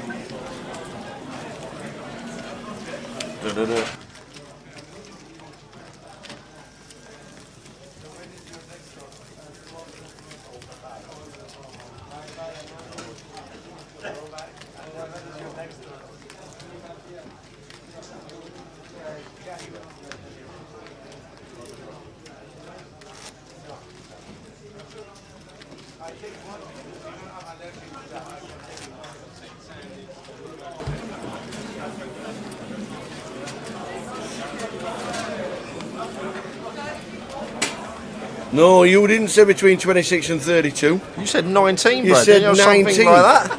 And then you changed your mind. Someone said 19. I thought it was you, bro. You said one specific number. And I said, if it's that number, I'd make you a cake. He might have said 25 actually. My brain's racking. He might have said 25. Did he say 25 and then Someone he went? did Then he say went to 19. 26 to 32. It was literally one specific number. I'll run them across the bottom of your screen for your rocket. There they go, Rocket. Maurizio opening +1. Chun's got to fold the Queen Jack here unless he wants to continue in the form of a free bet. We can't be flat in this one versus +1. If we want to continue, better to take the aggressive line. So just chooses to get out of the way.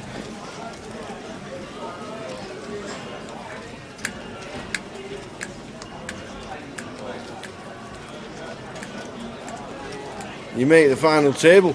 You lock up 5 figures. Yeah. You lock up 5 figures, I think, for 13th tower or 14th.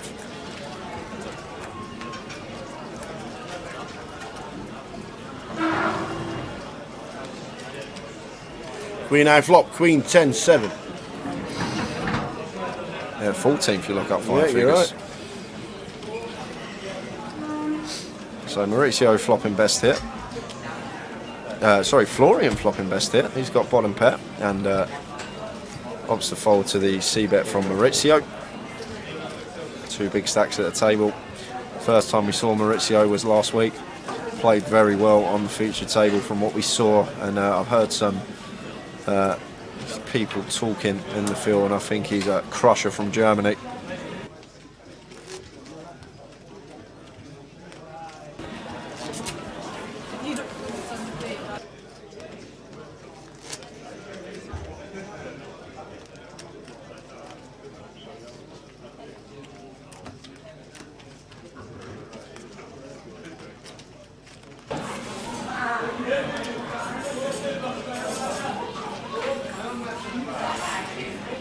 Yeah, ladders are just so flat at the moment that it's just like not worth it off of that stack. You're better off getting them in and giving yourself a chance to win the top heavy money rather than just grinding a short stack. But like I say, everyone pays their 2k. They can play exactly how they want. I'm just trying to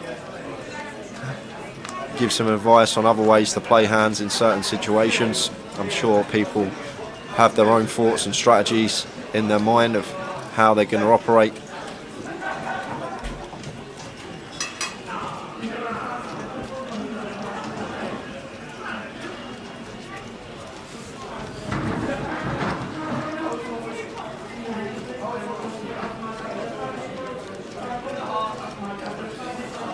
He said he's from Germany. He's German, Lightborn.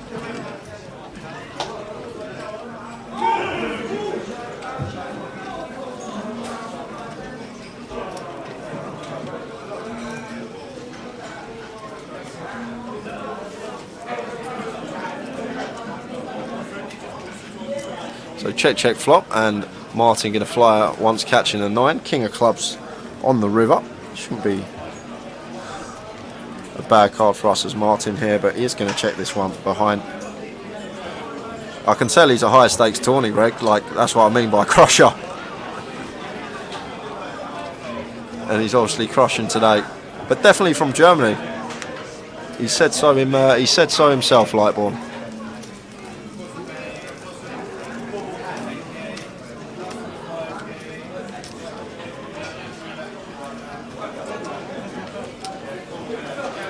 Unless he's just trolling people and telling people he's German and he's not, which would be pointless.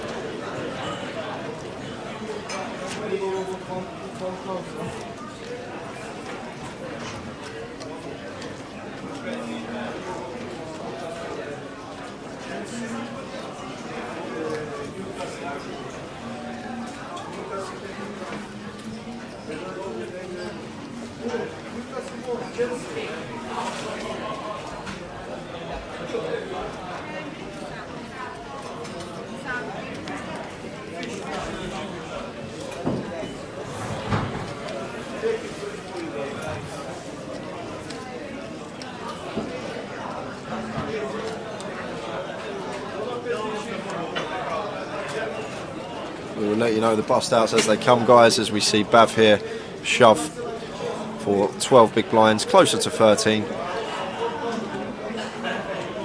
And Maurizio can't call with the 7-6 suited.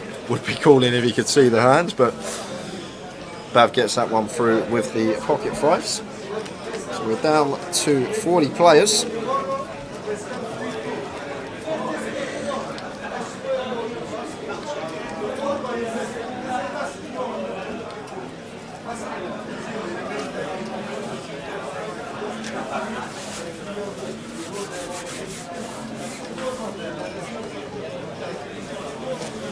We will let you know bust outs on the outers if any happen.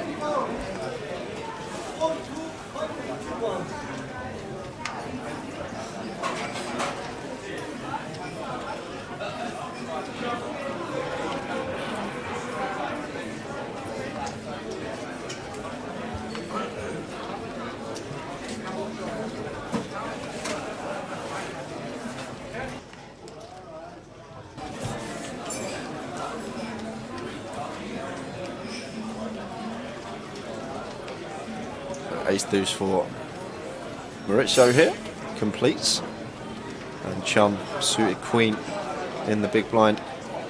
These two very deep with each other. 70 odd bigs deep. Chum and Maurizio. Chum potentially thinking about raising this, and that is what he's going to opt for. Does come in for a raise. To 26, so just a smidge over 3x, and Maurizio here ace deuce in the small. This is blind on blind. Chun can definitely have a whole host here, and Maurizio happy to make the call with his ace deuce. Chris White, Katie Swift is out. She busted just after the money. She locked herself a min cash.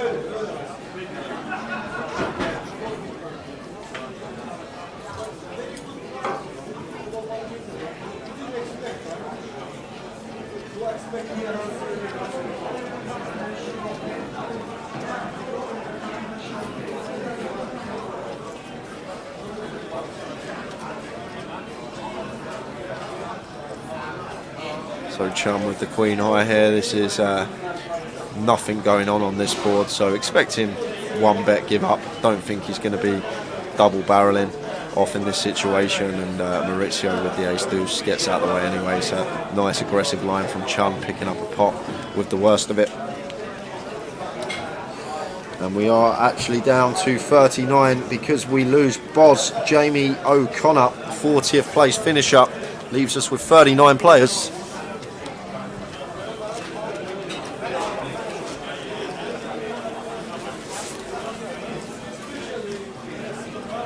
Glad you had a great time, Gary. Thanks for the champagne. It was lovely, lovely touch. Good to see you here in London, and a great result for your 5-figure week. That's not to be sniffed at.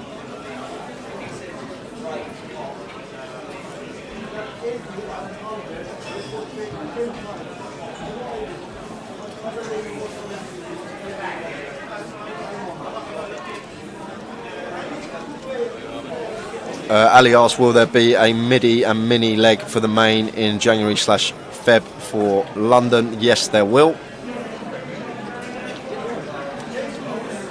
As Craig, who didn't elect to shove the 8s, now shoves the 9s. Good to see for 8 bigs. And doesn't get called. Gets that one through. Good for him to pick up blinds and ante.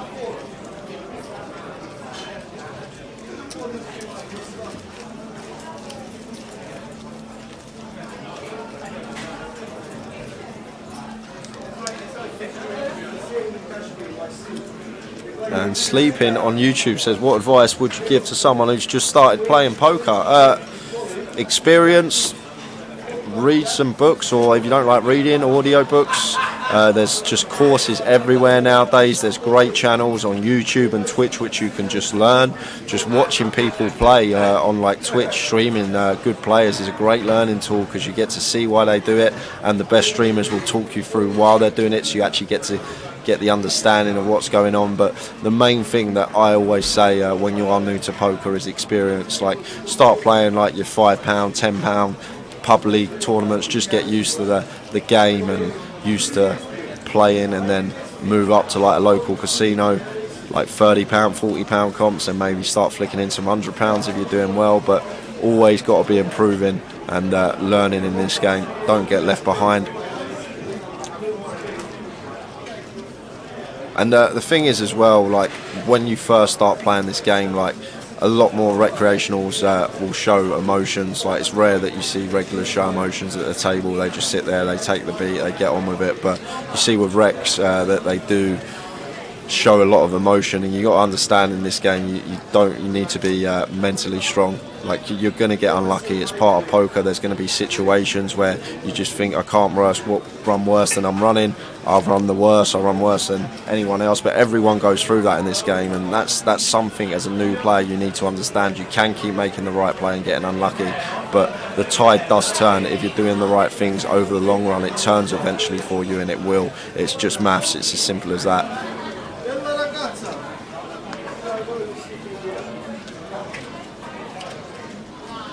And Paul Fletcher says he can come to the Lion on a Thursday and learn how to play it.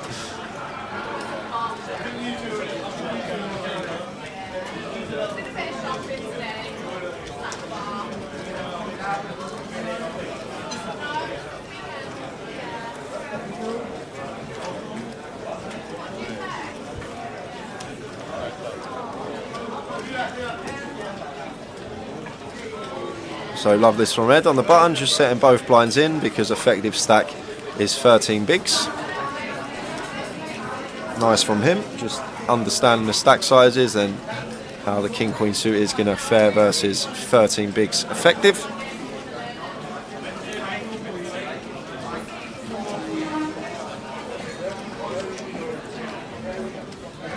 And the other thing as well, like about this game, Sleeping, like you're not always right. Like when people talk to you about hands and stuff, like there's no correct way to play a hand. Like always listen and hear their thoughts and their thought process. And sometimes you'll be like, oh, okay, like I understand why you're doing that. That could actually be quite good. And there's no right way to play a hand, like specifically, and especially in live poker when a lot of it is to do with exploit, especially early stages of the tournament when you got certain players in the field. But obviously listen to people, what they say about hands, and take it all in, and don't just have forward thinking and have one right way of playing any poker hand. You need to always be able to adapt and listen to other ideas. It's all about adapting in this game. The game changes every 5 years. Like how the game was played 10 years ago is completely different to how it's played now. And then if you drop back to the early 2000s, before I could even play this game, and then it was just a completely different game before solvers, sims, all these things come out. Early 2010s. always just take on board things that people are telling you, especially the players that are winning players. So under the gun open from Florin, Queen 9 suited into the big blind of Vincent, and flopping 2 pair here on Queen 4-4. Could be checking this spot as Florin, can definitely incorporate this one into check range, but opting to fire. But just against the big blind defend of Vincent, like we're only getting continues here from basically Queen X, 4X, these type of hands, so we can incorporate some checks in with our particular hole in them situation where well in front or well behind against the fort.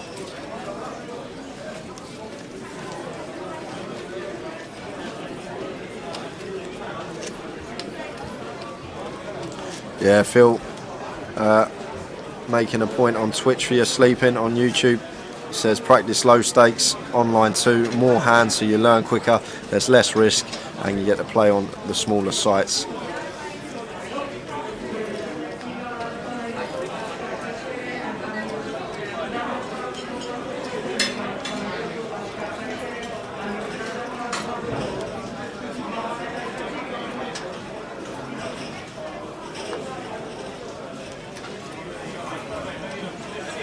Yeah, I've watched that one, Phil. I watched that years ago when Ben won the Sunday Million. That was a long, long time. But that must have been out 3-4 years ago, that video. But I remember watching the whole clip of that when Ben and Charlie went through Ben Heath's winning the Sunday Million. That was, wow. Okay, ignore that because...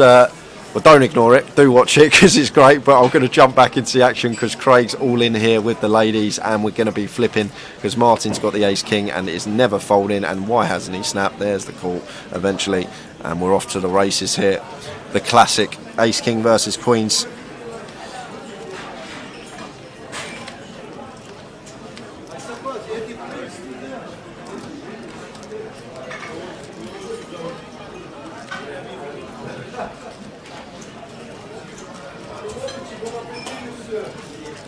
So to the flop, and it's ace high, so the ladies look like getting cracked. We still do have 2 outs to get there. Queen needed on the end. Yeah! Oh, what tower comes back. What have I come back to? Sit back down, Craig. Sit back down, sir. What have I Lady come back on to? the river. Sit down, I just have. God. We'll just sit back Your down. finger out the door with 265k up top, and then the lady just binks the river. Crazy game, this. Crazy, crazy game. Amazing. Supper had. Energy needed. Energy back. Jay's just about to do the same, and then we'll both be in situ for the last hour and a half. Good lad. Wowzers, wowzers. Sit back down, son.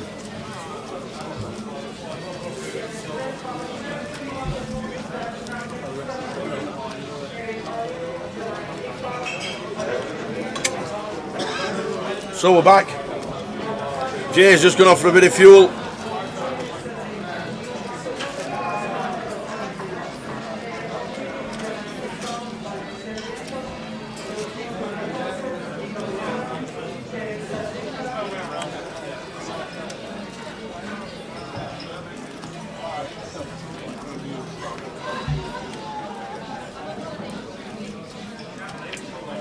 So there we go. Let's sit it back down. Queen on the river. Just walk straight back in. Boom.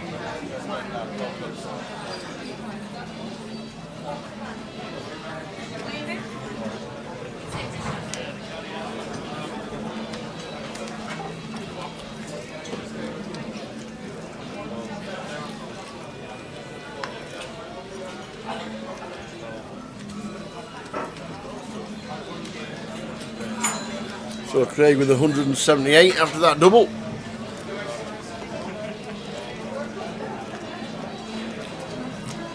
Straight back into it, run 39. Oi oi. Who did we lose while I was out for 10?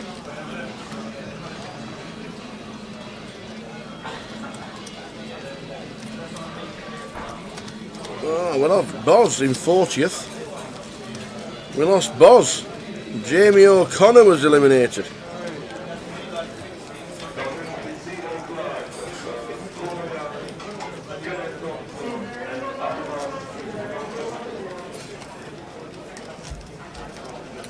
Payout scrolling across the bottom of the screen.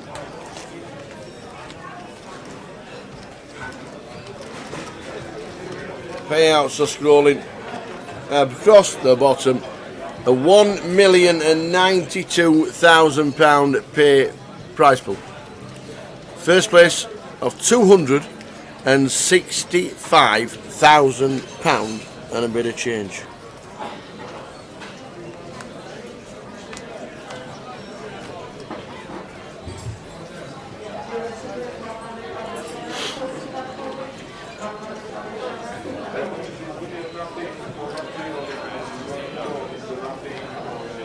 Sean in seat number 4 with 39 left from 218 today, by the way. We started today with 218 out of the 607.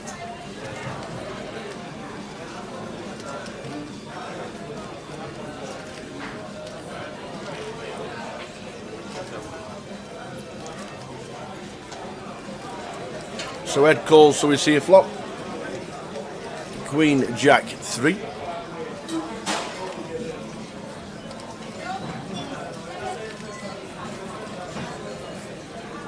It's his range under the gun. Is he going to see bet?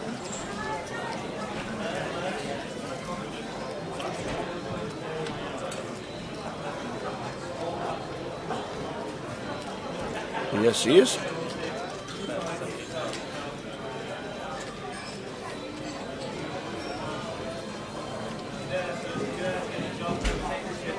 And Ed taps the table and has to fold the best hand to the aggressor, Mr. Chun Man. That's chip leader 624. Martin down at 16 bigs, Bav on 18, Craig on 19 as we just saw his double up.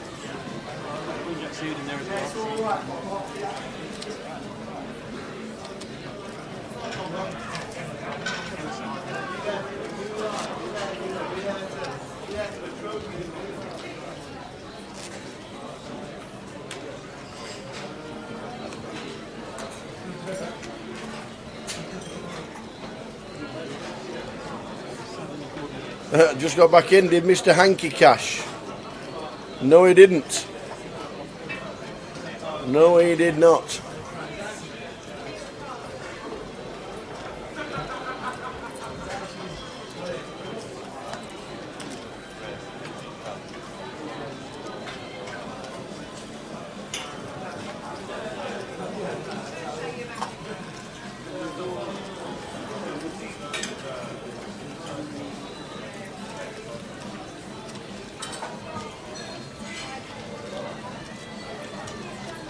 Race under the gun from Ed.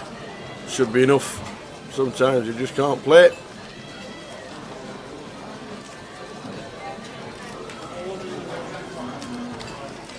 So 39 in the mix. Every time there's elimination around the room, we'll let you know who it is, because you might have a friend on the outer table.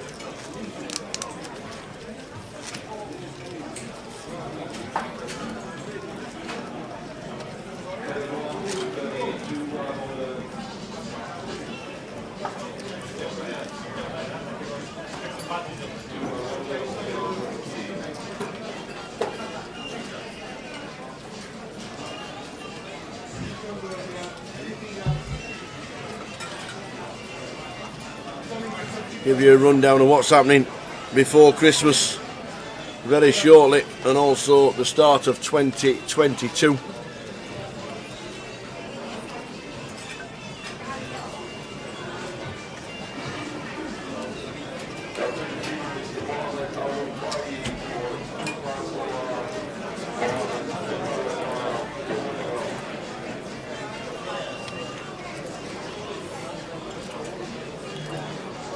Martin Frey says I'm all in. All he can do to Mike call this.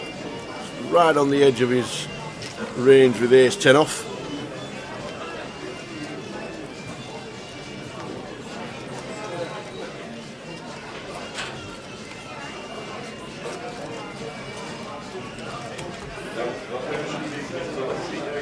Can I have a count, please? Says the Goliath champion, Florian Duta.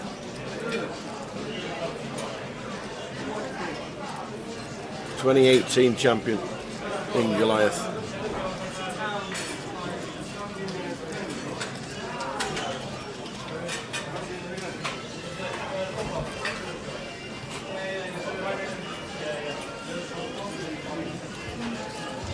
Nope.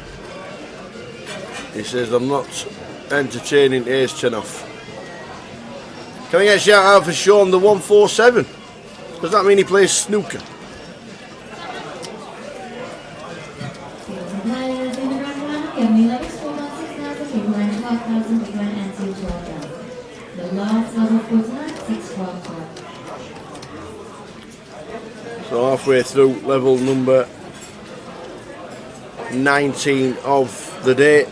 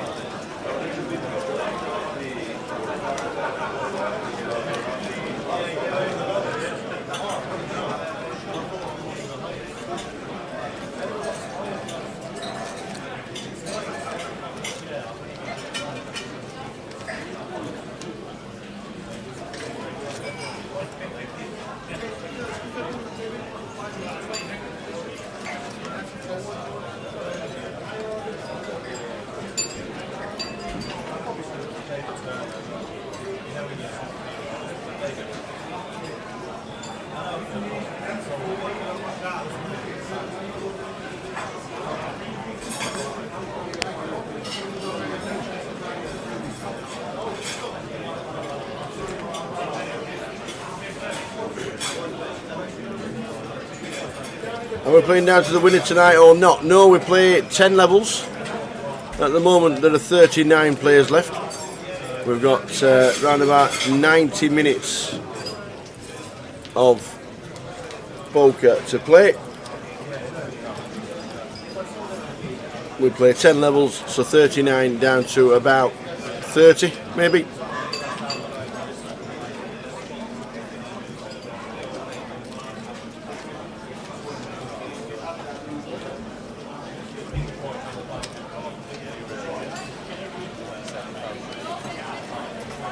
Ed raised it up, Ed 3 bets to 57.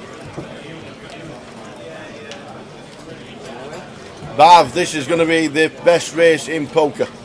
Bav has got queens, Ed has got ace king.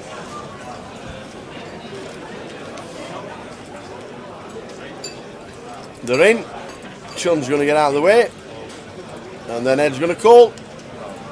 The best race in poker, who wins? Bav is all in with the queens.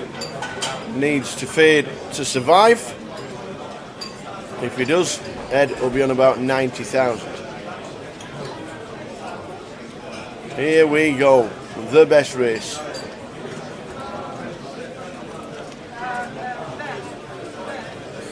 Eight, 2. No ace, no king, we have a double up. Just needs to fade to double. And he does.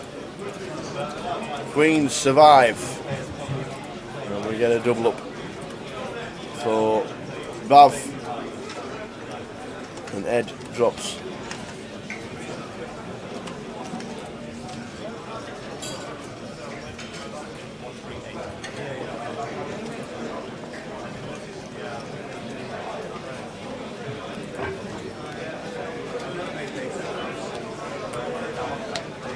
There you go.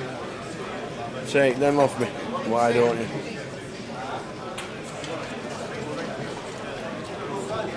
So Ed has about 80,000 left. Or maybe a little bit more by the looks of that.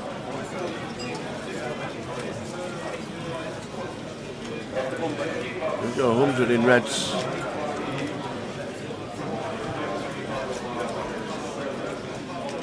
It's a great race.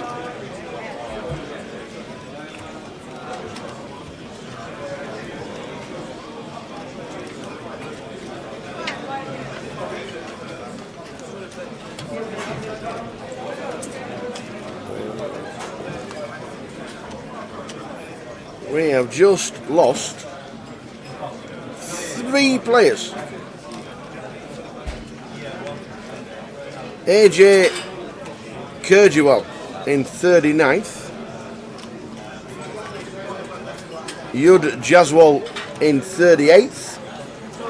And just going out on one of the outer tables was Ryan O'Donnell, finishing in 37th. Which means we're down to 36.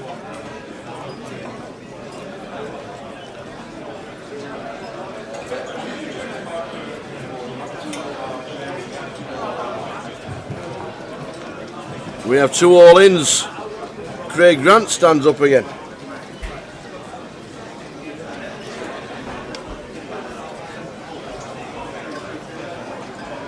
Craig jams with ace 9. Bav has called. Is that aces?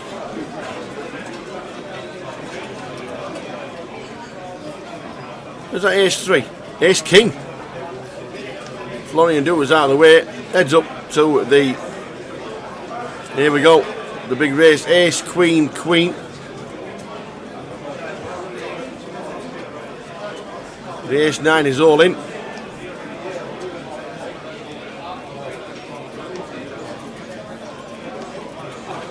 Oi, oi, chop it up, baby. Sit back down. So he's had a double up with the queens, and he's now chopped it miles behind with ace 9. Craig Grant surviving. Drawing dead to a chop, and it comes a chop. Chippity chop, chop it up. Everybody loves.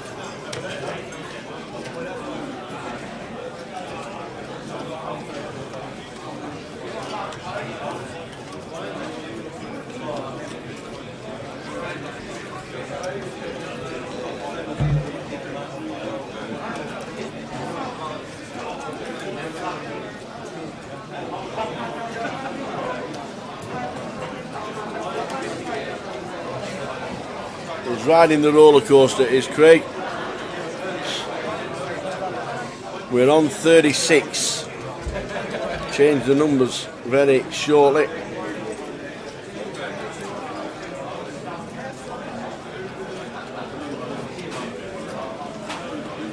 Because we're down to 35. Because 35? Jamie Lowe has been eliminated in 36th.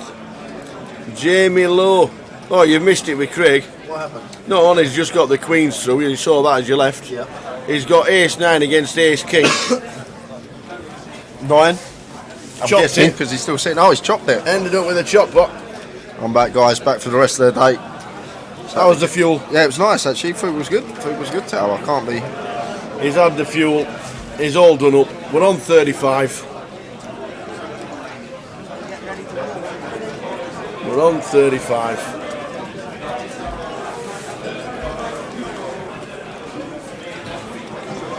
Well, another all in. Martin looks like heading to the rails because we've got all aces. Ace 3 for Martin Frey. I thought there was always an ace when you got King's Tower. Well, there is, but it's not. Sometimes it's on the turn.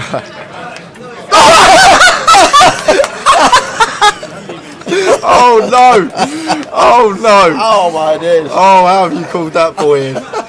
Ace from space on the turn, and Martin Frey gets the double up versus Florian. Very unlucky for Florian, and Towers' theory continues. There's always an ace when you got kings. Oh god. Oh, that's brilliant. Oh, what a day. What a time to come back. What a day. You can't make it up. You were here to witness it as well. I was. Oh, that's funny. 8% of the time, yeah, it comes in. 92% of the time, you look like an idiot. But there we are. Got it. Ace on the turn. Called it in. Martin Frey survives. Oh, that's brilliant. That's tickled me, that one.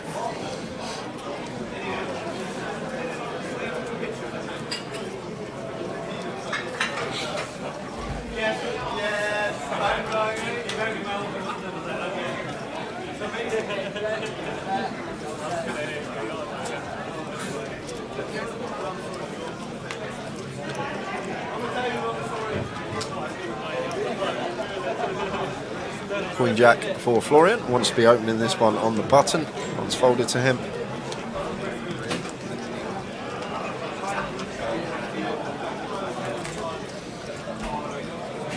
Wherever you are watching the live stream, whichever country it's in, whichever city, town, pub, club, living room, I hope you're enjoying the biggest ever GUKPT. Flat for Martin with the sevens, and Maurizio got a lovely one to defend. Getting this price, suited one gapper, free weight.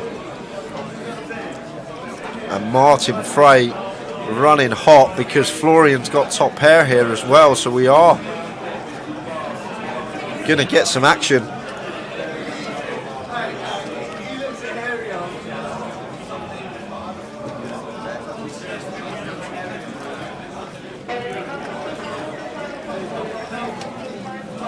So just love to see a flat here from Martin Tower. Like, we just want to be flat in this spot with the sevens. We got such a lock on the board. We got an aggressive opponent on the button that can potentially barrel off against us.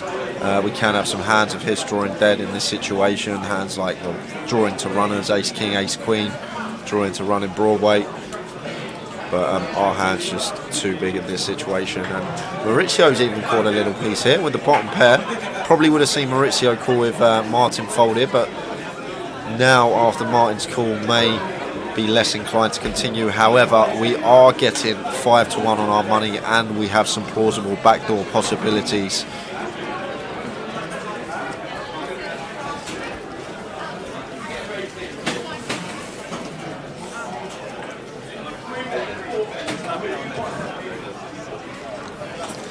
Maurizio actually coming in for check raise to 65k with bottom pair, plenty of backdoors. I actually love this one, Maurizio. Now I think about it, we got a 4 in our hand. Like, Martin's strong hands that he can have here, Tower, he's going to 3-bet jacks versus the button open. So the only strong hands Martin can ever have in this situation, peeling out the small blind, are pocket 7s and pocket 4s, and only one combo of 4s because of our hand. So only really continues from Martin where we're going to get is from the 7s here. And Florian is a very aggressive opponent. He's going to be continuing on dry board textures, rainbow board a lot of the time. He's got a whole host of hands he opens on the button, so we can fold out lots of Florian's range. And like, even if Martin does have like king jack, queen jack, ace jack here in the small, it can't withstand that. Yeah, it can't withstand the heat of us barreling off. So now actually think about it, timing wise. Well, Martin has to move in. Yeah, Martin Can't do has anything to. else. Martin is loving this tower. He is absolutely loving life here. We're going to see the first 4-bet on a flop this weekend. Yeah, he says I'm all in. The triangle is there in front of Martin Frey, and Florian knows he's behind and he gets out of the way.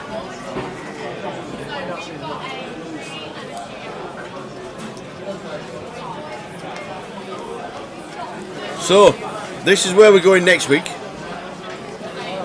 Walsall, Newcastle for the 25-25s. I just spoke to Ryan Mandara as well, and I think I've got him on board to come and play Walsall with his missus. Nice so one. Should be.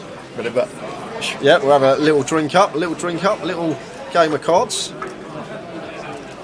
And then Leeds Berry New Road. What was that last bit? The trophy. Oh, okay. I wonder All what right, he was all right. This is what it would normally be.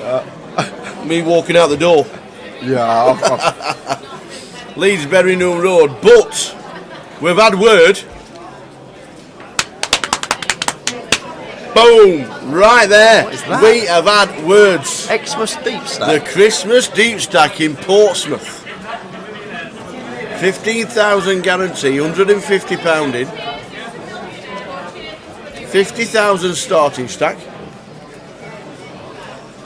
Day 1A, Like it. Day 1B, Day 1C, Day 2 on Sunday the 19th. A deep stack for you guys down in one of the beautiful places, the Gunwharf Keys in Portsmouth. Has just been added. It's on the app, you can check it out. Make sure you get down there. When I win Walsall, I might be down.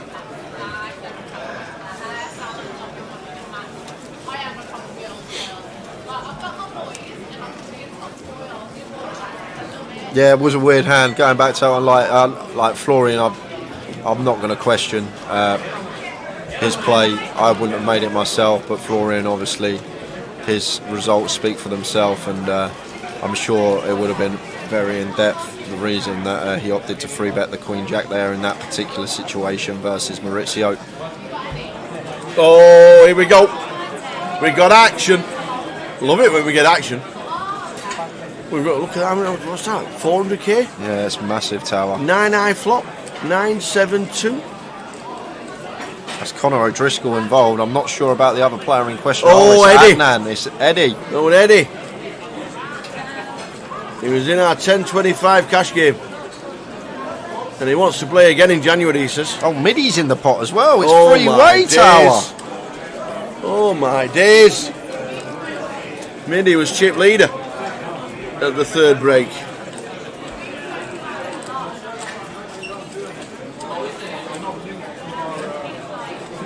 We've gone all in.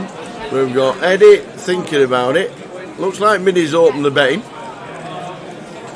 And a call. That looks like a set. Set of sevens Set of for Middy. sevens. Pair of eights. Minnie flopping a set. Turns a king, no help. So we're going to lose Conor O'Driscoll unless it is a snowman on the river. Oh my days! He's got the coat, he's sat back down, he blows the air. What is it with these turns and rivers today? Wow, that is huge. Wow, look at the wow. I've read his lips. Wow. Wow. Wow, indeed, Conor O'Driscoll finds the 2 hour on the river to survive. What a beauty that was.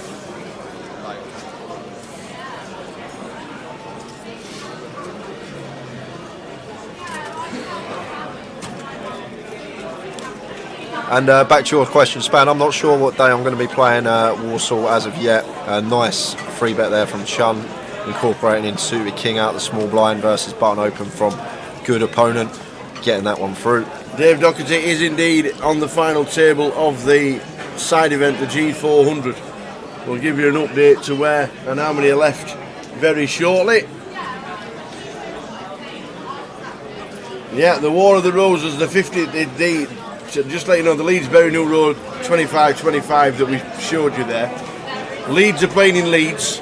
Berry New Road in Manchester's playing there. It's a 50k guarantee, and the prize pool will be added together and taken to Leeds for day 2.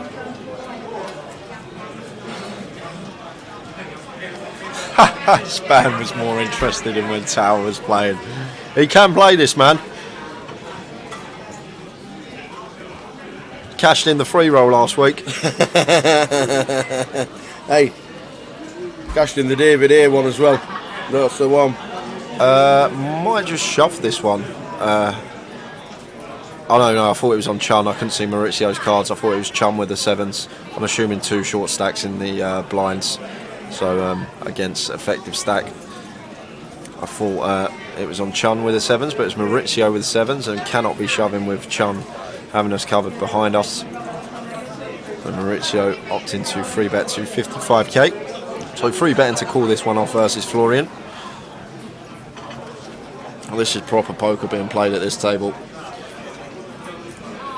Like Chun, Maurizio and Florian, I bet they've been battling throughout the day, these three.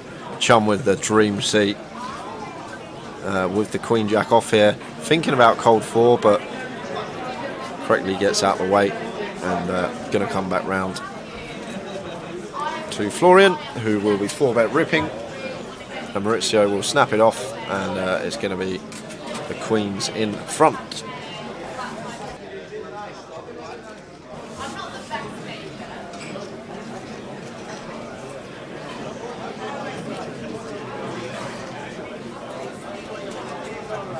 Yes, Dan Gormley's still in the field, PBK. I'll tell you a story in a little second. We'll just cover this hand, see if the turn and river's going to continue doing. Yeah, the Queen's going to double. the brutal things it has been today. Spades are covered. Got running straights, but 2 of hearts no good, so just need the case walking stick to fade, and Florian will double up. So last break, when we went on the break on stream, I was walking through the card room, I was walking to the loft outside, saw Dan Gormley, he was all in, he had 6 big blinds. Get to their table, he's got Jack 10, he's all in against Ace 5, brick flop, 10 on the turn, doubles up, he's got 13, 14 bigs. Come back in from the loft, as I'm walking through, Dan Gormley all in triangle in front of him again, go over to the table, he's all in with Ace King. Versus Jack 10 of hearts, Ace high flop, no sweats, doubled up again. I was like, I should stand here more often, mate. But yeah, he was down to 6 big blinds, I think, Dan, and span it up to, I think, around 25 bigs he had last time I saw it. But it's been an hour or so since then, well, a little bit less than an hour. So no news is out.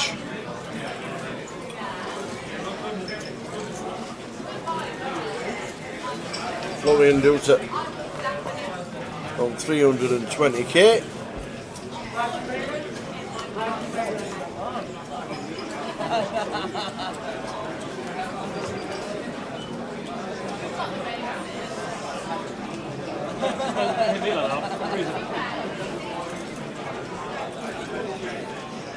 Yeah, just clean run out. Optimus on Twitch asking what happened there.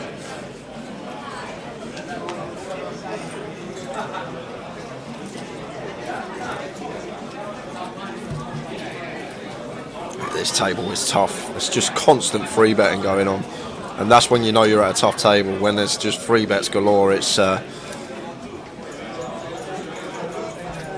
love everything here. Like hand selection from Chun, he's picked a good opponent to do it against. Just everything's very good there from Chun. Really nice from him. It's up to 640.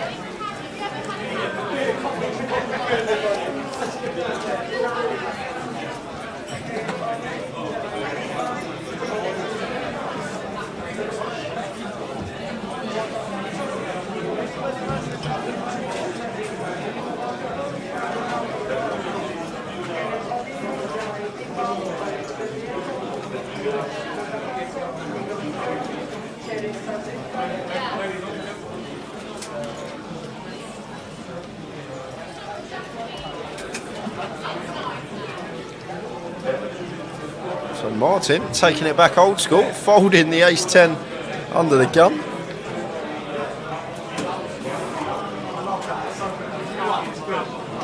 I'm not sure about that question, Span, asking if he's the last of the day 2 entries, Dan Gormley. I'm actually unaware.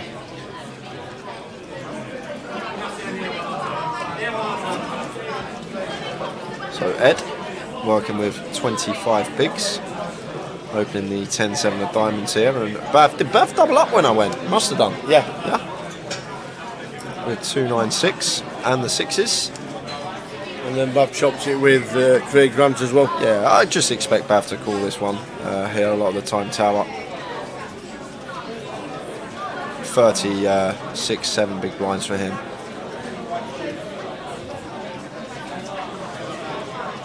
A lot of time just going to see a call in the small blind with the pair.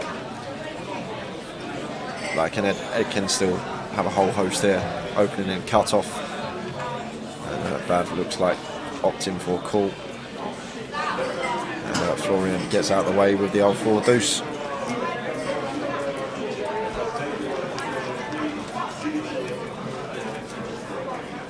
King, king, queen flop. So not much here for Ed, but can continue here on this particular board. Like, we can go really small, like 15k is fine, but chooses to check behind. All that's probably to do with here is maybe we can credibly rep some check back kings, and the small blind calling range is going to be very Broadway heavy. Hands that usually peel in the small blind, the pocket pairs like the suited connectors, middling, and then like the king jack, jack 10, queen jack, king queen, these type of holdings. So might have been why Ed elected to check this one behind, just to see if we get a check from Bav on the turn and then come in for the delayed c-bet, which makes perfect sense for 22k, and Bav just can't call here with the 6s in this scenario. It gets out of the way, and Ed takes it with the worst of it.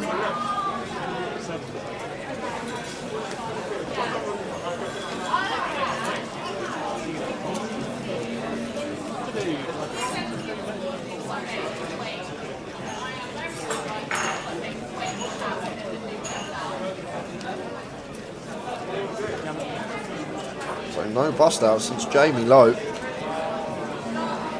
20 odd minutes without a bust out. Things are slowing.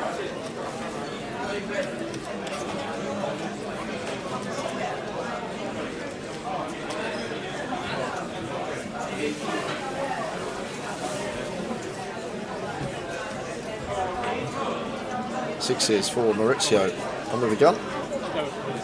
And comes an open. Raises to 16. Judge Judy did not cash Border Collie last night. No.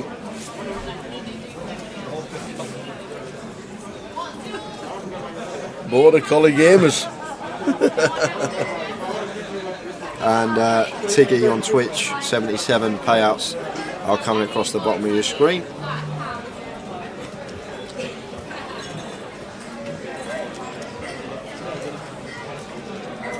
We're down to 35 players.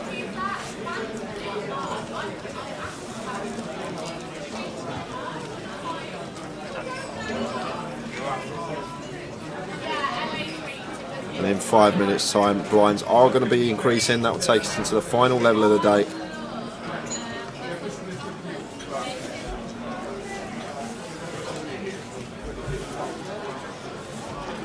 Yep, and Connor did just double, thanks for talk.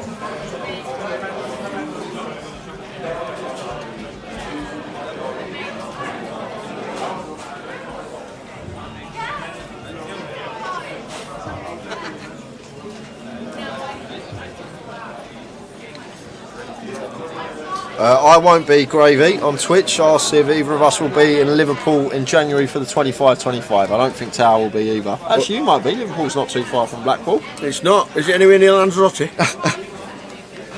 don't think so. All right, okay. I might do. You never know.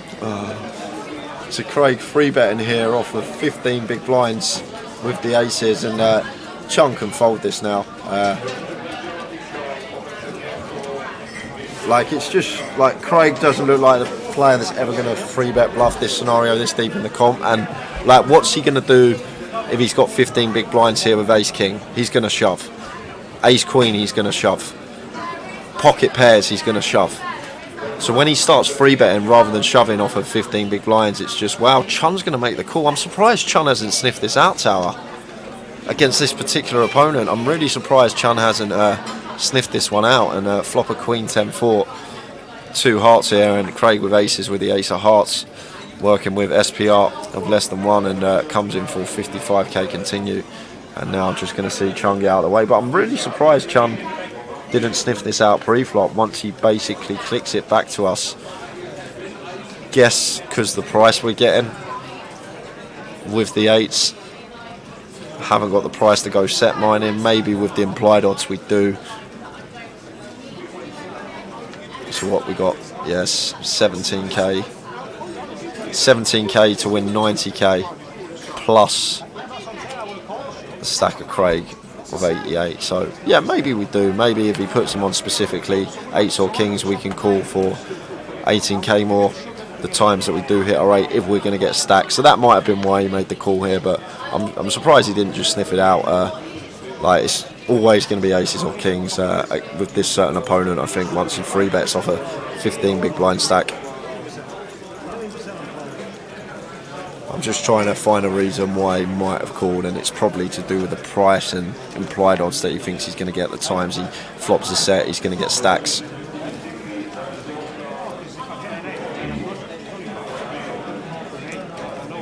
So the newest event on the block is there, Portsmouth. There it is, the deep stack, £150. Day 1A on the 16th, day 1B on the 17th, the 18th as well, and the 19th, day 2. Hope you can make it down at Gunwharf. It's the brand new one, it's the deep stack, it's £150 in, it's 15,000 guaranteed, should be plenty of runners. Fantastic part of the world. New one for December.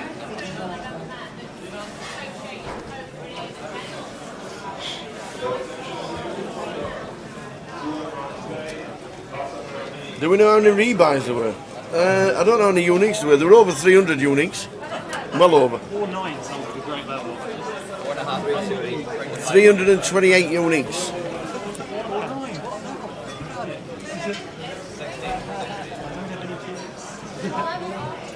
Out of 607. Okay, no for me.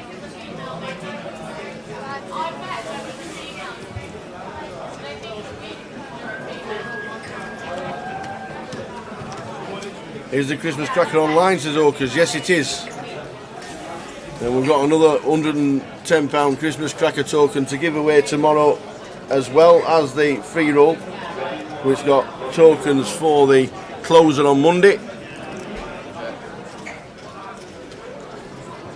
How's Paul Trosser getting on? Says Don Jones. Going well, going well. Going well, apparently, Don. Where did Don finish? Don finished in 42nd. Well done, Don. Great grind. Well done, sir.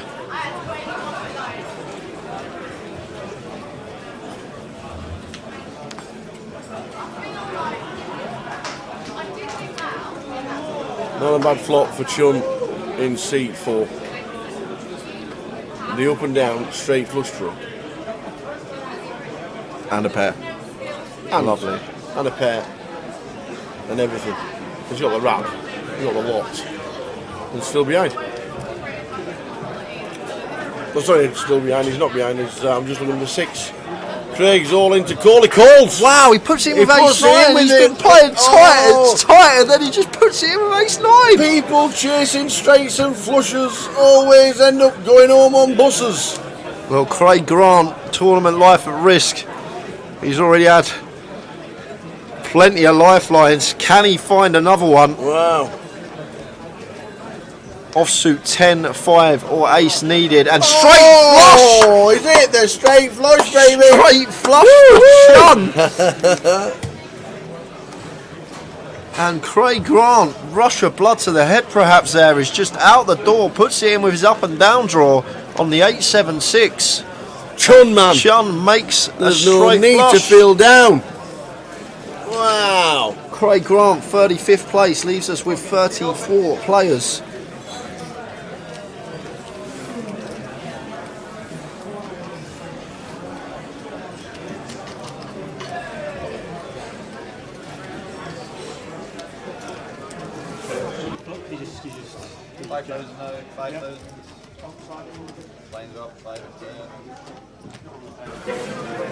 Well, Craig got him in 3 times. The 3rd time he's out the door. If you got there in that hand, I'm like, no.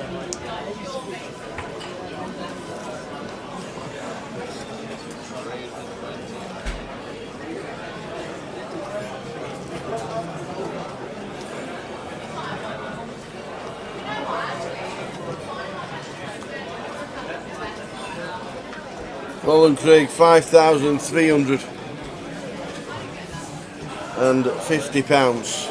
Good effort. Do you want me to go find out, Knightley? I'll tell you what, I want to know as well. So 90 said Dan Gormley hasn't updated his Facebook in ages. Was just slowly staying about the same stack.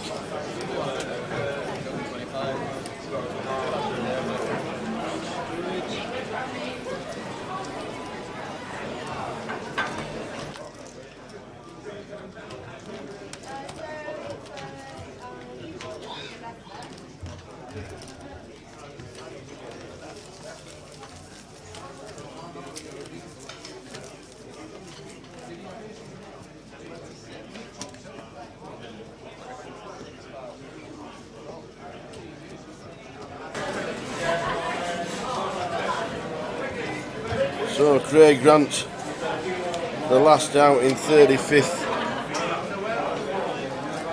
Yep, up and down straight draw with the 9, and that was it.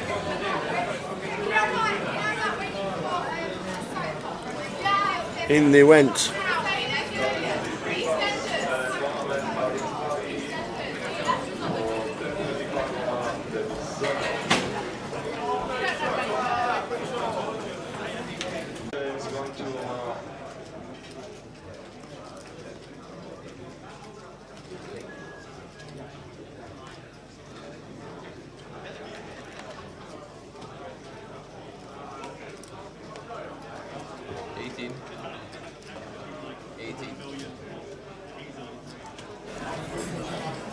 Right, I've got 2 chip counts for you guys. Oh, here we go. What is it? Dan Gormley, 280 From how many? 6 bigs? from 6 bigs. Wow. Jack Hardcastle, Oh my days. Here we go. 800,000. Oh my days. Chip leader. Around that, I think close. How does he do it? The guy can play. How does he do it? Every The single guy comp, one can bullet. play.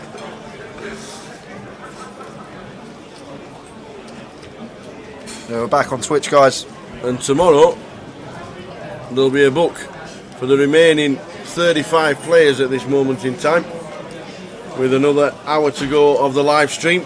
Blinds are 5:10 now. The blinds are up. This is the last level. This is the last level of the day.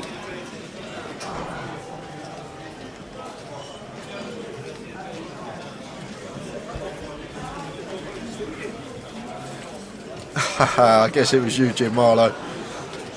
Jim said, when's the closer, lads? I heard the last one was won by an absolute wizard.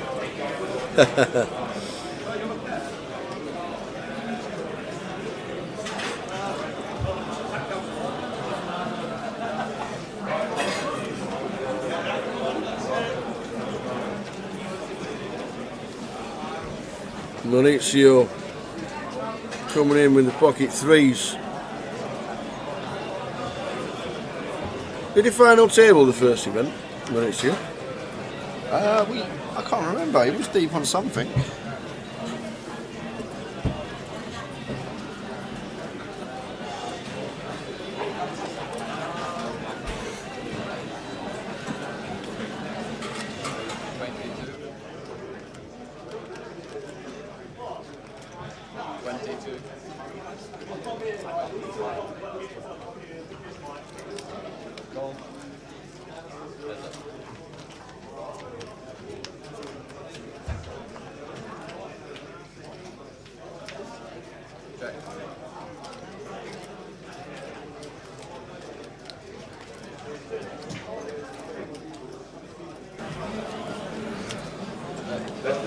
So, Jack Hardcastle, chip leader in the room with 34 players left. There's not 34, I've got news. Oh, no.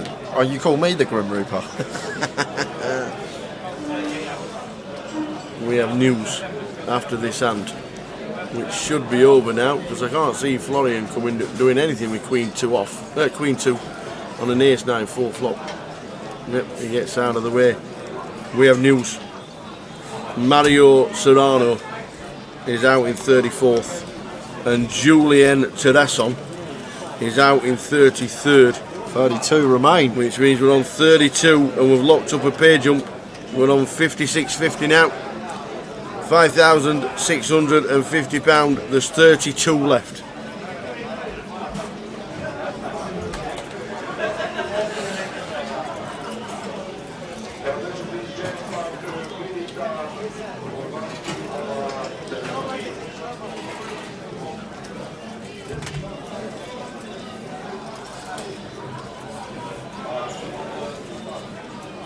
Do you think playing these as an unknown gives you an advantage due to the unknown factor, or do you think it's better to be a known and respected?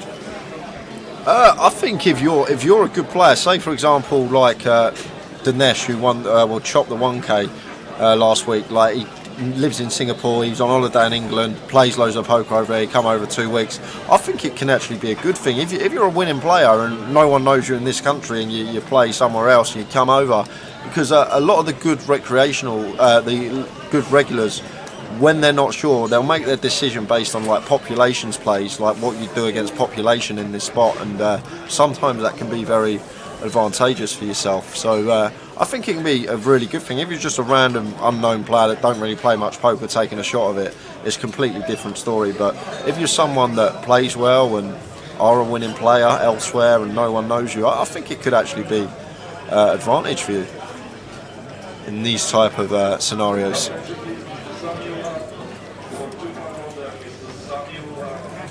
That's a good question that night.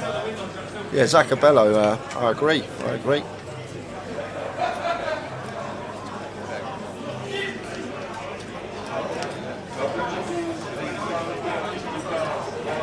So King 10, 2, 6 Chunt is going to take the pot if he gets the showdown. I don't think Martin's going to get too giddy with the 8-7, but we know Martin does unpredictable things every now and again.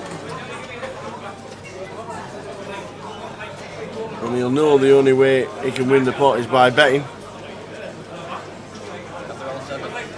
Looks like that's what he's going for, Tower.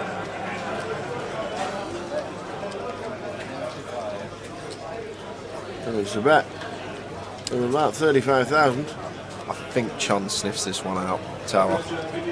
I really think Chun sniffs this one out, because like we saw Martin check back the 9 blind on blind once he turned top pair, and then he checked back, he didn't go for value on the end. So Chun's probably thinking here he's never going to value bet a 6 here in this particular scenario. He's probably going to check it, and we're probably going to hear from King X or 10X before that against this particular opponent. So I think Chun might sniff this one out for that reason. Just going back to the hand we saw earlier on the table when blind on blind against Florian, he turned top pair with a 9 and could have value bet the river, but opted to check back and just take showdown with the hand, but maybe he is going to let it go. I thought he'd sniff this one out, Tower. Like sometimes I guess, yeah, Martin will. Yes. Yeah, that's called. Good call with a deuce. Good call. Has he got the 2? Like if it was against like an opponent that could value bet a 6 there, like go a size to try and get value from a 6, get called by some ace highs perhaps, then maybe lean more towards fold. But because of the hand in question earlier versus Martin, I did think he'd make the correct decision on that occasion, and fair play to Chun, and chip leader in the room now himself, up to 850k. Nice call from him.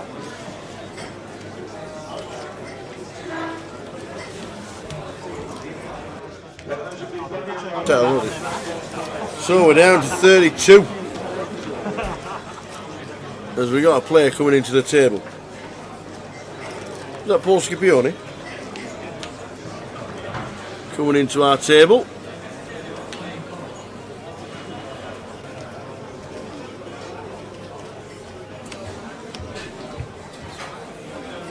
We have a full table. We have 4 tables of 8. Oi, Dorman's back. The Dorman is back.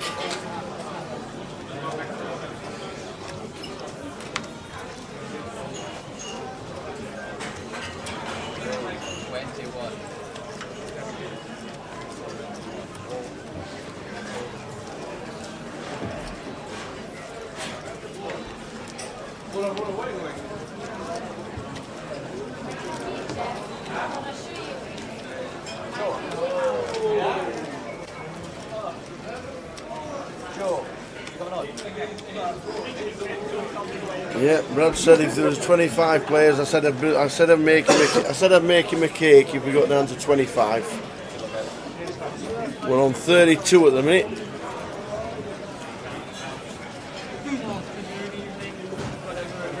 We can't invite Phil Elmworth, there might not be no table left.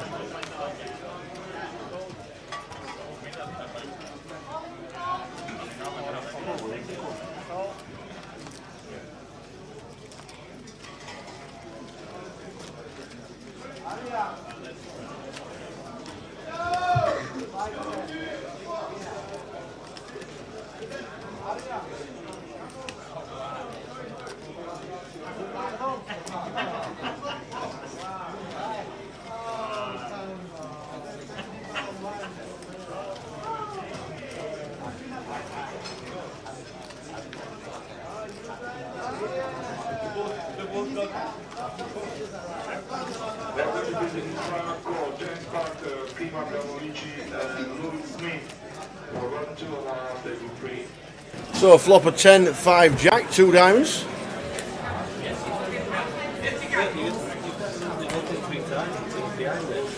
Top pair for Martin, top pair for Chunt, but he actually flops 2 pair, does Chunt.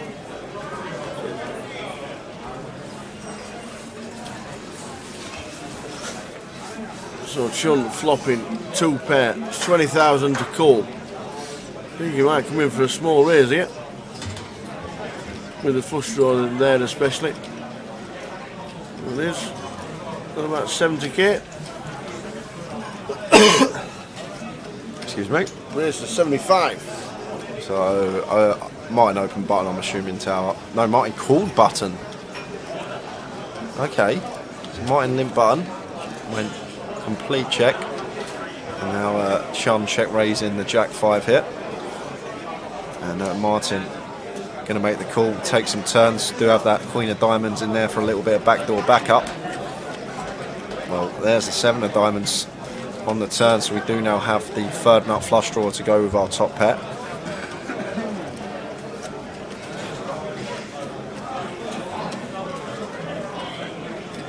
So check from Chun, trying to get a brick river and go for value, and he will be coming in for value now, tower for sure, especially once... wow, Chun's not value bet this spot. He's just checked it. After the turn goes check, check, and we get a brick river. Just always going to have the best hand in that spot, unless we're up against specifically 8, 9 of diamonds in that scenario. Wow, really thought Chun was going to come in for value on the end there. He's nearly up to $1 million, could have potentially left some on the table in that scenario, and surprised to see that from Chun. Cheers, Jim. Thanks for tuning in. Ladies, gents, we'll stop in tomorrow for some banter. Great work as always. Don't know how you do it after 20 odd days. Outstanding. Thanks, Jim. Very kind words. Cheers, Jim, mate. Absolutely. We are just about to tick off another day, and there'll only be 1 left. This is what we've been here for. Is it? This is Where have we what been? we've been here for. Oh my days. Where have we been? We've been everywhere. Everywhere and nowhere, baby. 18th of November seems like a lifetime ago now. when we come in here when we went out that Wednesday night before we started, and the Wednesday night we thought we'd have a small get together, small team briefing,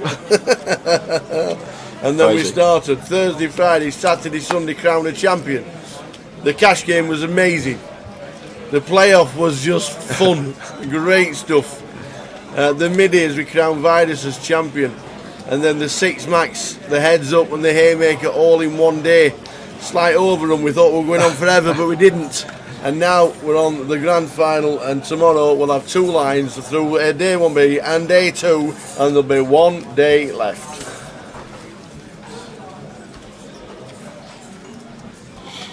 Hi, Carrie O'Grady watching on Facebook. Hope you're well. hi, Carrie.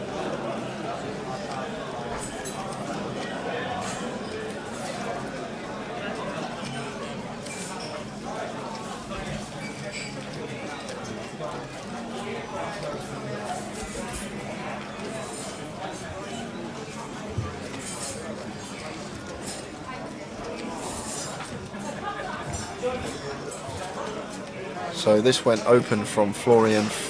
No, Florian limped the King Queen suited here. So you do see this a lot as well. I see this a lot from players that play like the 50Ks and 100Ks in these comps. Like off of the like 20 to 25 big blind stack remit, they do a lot of limping with these type of hands from late position tower, and I'm not going to get involved. Why? Because I'm not sure why. I guess it's because maybe we can't. It's hard for us to peel a free bet off our stack if we open. It's better to limp call in that situation. But it's intriguing because I see it a lot from certain players. Like it's usually when we see, like Nitschke was doing it a lot. I've seen Grafton do it as well.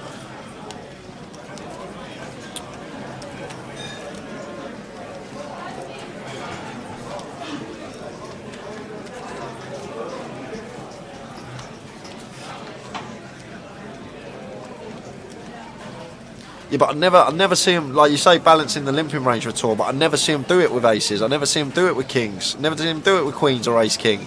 It's always like those type of holdings, like the 10-9 suited, the Jack-10 suited, King-Queen suited in that scenario off of 20 to 25 bigs.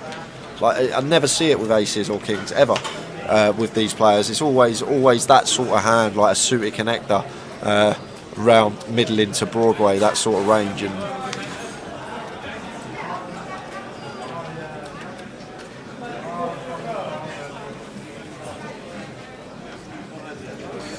how we doing, you chunk? Evening, Tara and Jay. Great commentary. Big up the gents. Thank you very much indeed. Much appreciated. As we are looking at 32 players in the mix. If it gets to 25 by the end of the night, I've got to bake a cake for Chef Brad.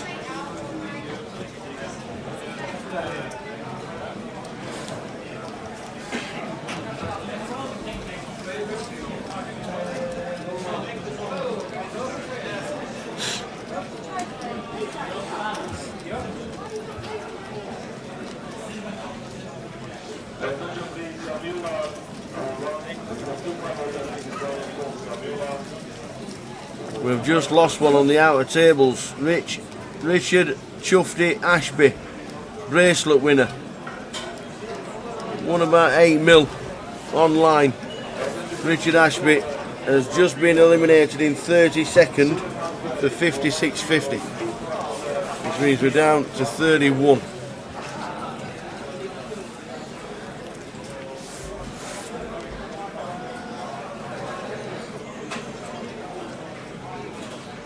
James Clark playing Day 1C in Newcastle next weekend for the 25-25. Really enjoying this table. Yeah, all tables have been great this week today. You certainly know you've had a day's poker when you're grinding this one.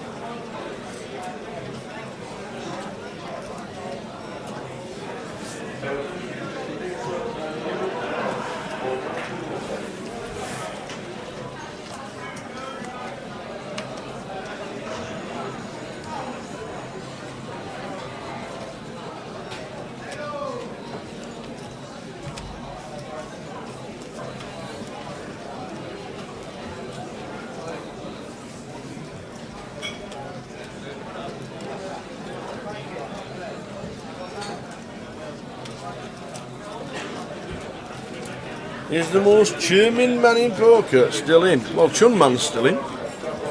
Jack Hardcastle's chip leader. I think Chun is, because Jack I thought had around 800, just below 800ish. And Chun's got how many? 950, yeah, nearly a mil.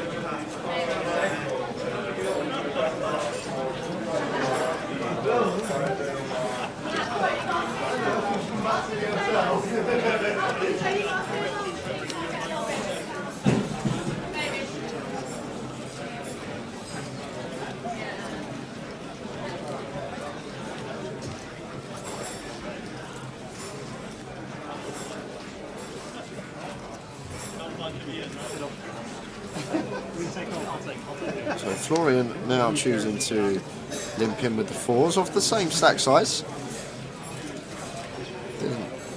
+1. And Paul just ripping the fives for his last 9 big blinds here. I guess Paul will have deuces and threes in here, maybe some ace deuce suited, ace three suited, and Florian makes the call for that reason. And best hand for him to see here is Paul Scipione just comes to the table and gets it in great shape here. Getting a chance to get up to 200,000 and be in good shape yet again. Ace 3-4, no running hearts to fade. Basically 2-5. Just finds it on the turn. Florian Duta.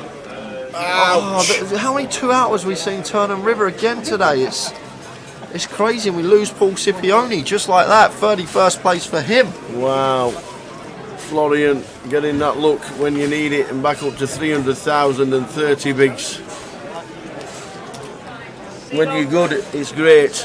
When you're good and fortunate, it's even better. Brandon Shields is still in, yes. Yep. Chris. Chris Newman asking the question.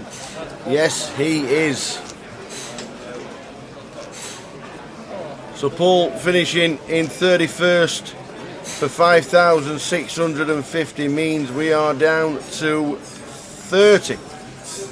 Wowzers.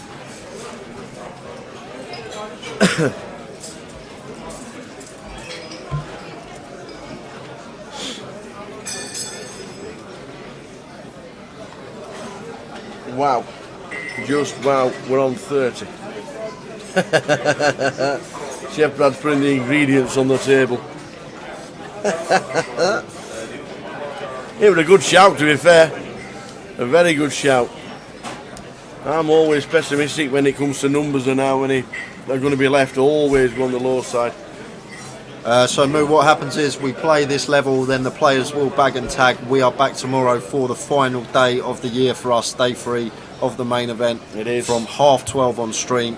It's going to be emotional. Yeah.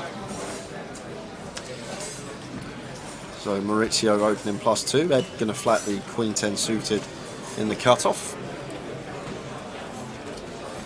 Now Yanis gets out of the way in the big blind, heads up.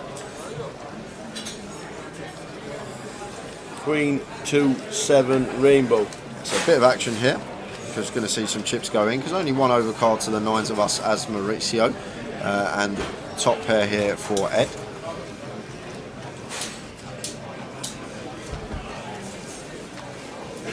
Expect Ed to be betting this a lot of the time. Before he's going to move all in then. Don't need to go large. 20-25k. Looks like 35. 27, sorry. So hard to distinguish between the 1Ks and 5Ks with the lights. 27k. And Maurizio not going anywhere when the 9s can't be folding just because there's one overcard to our hand. Ace of hearts on the turn. Check, check now, tower, almost always. Like, Ed's not going to get any value from like 8s through jacks in this scenario. And the thing is, this ace just smashes Maurizio, being the pre-flop opener. So 7 of diamonds on the river.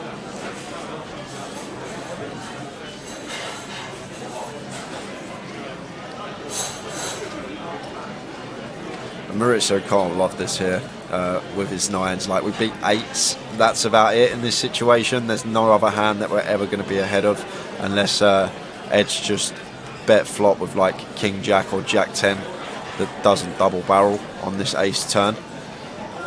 Although it's going to be very difficult to double barrel because you expect Maurizio to call lots of his ace highs on the flop versus that size that he opens +2.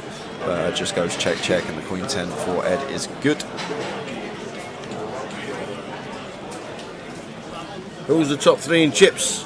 Chunman, Jack Hardcastle, and it's very close around the room, but we will have a full chip count on its way in about half an hour's time when we finish the live stream. What time did we come back from break? 25-2, wasn't it? Was it quarter past?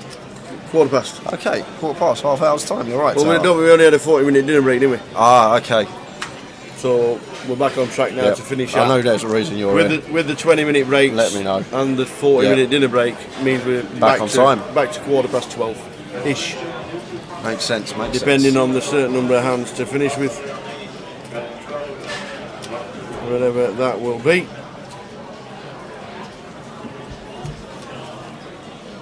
Martin with ace king, 409,000 under the gun. Jamu, yeah, the stream has a 30-minute delay, so any action in the room, we're streaming that 30-minute delay so we can chat to everybody in the chat box. So we don't know what's happening from 30 minutes ago because we're streaming as live, which is why we can talk to everybody in the chat, and it works pretty damn well. What? Oh, whoa! Yanis, what are we up to? What are we doing? Folding 10s, man. He just wants to make day 3. He must do, Tower. He's just folded 10s to an open. Wow. It is a Martin Frey open under the gun. Very scary, but still, we got 10s. We got pocket 10s. Wow, he's texting away. We weren't interested in the 10s. Yanis just folding 10s to an open. Manned 0411 on Twitch says how is Picasso Headley going on? The most German man in poker. Well, I can tell you, unfortunately, he's the last man out. Andrew Headley finishing in 30th for £5,650, which means we're down to 29. I'm starting to think I'm going to have to go to the shop to get some ingredients at the minute.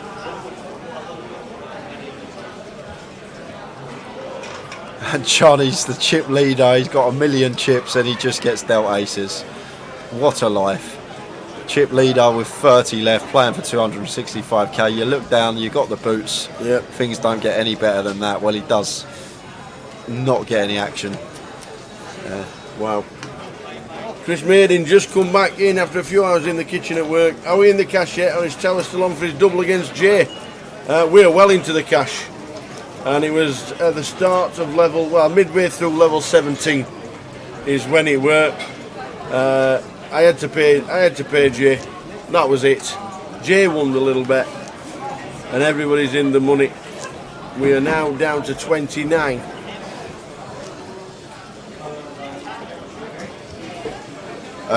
No, he definitely didn't miss it. It's just a really, really tight fold. Too tight. You can be too tight in this game. There used to be a saying years ago, tight is right, but that's not the case in 2021, unfortunately. Nobody told me. When did that memo get sent out? Who sent that memo out? What year was that?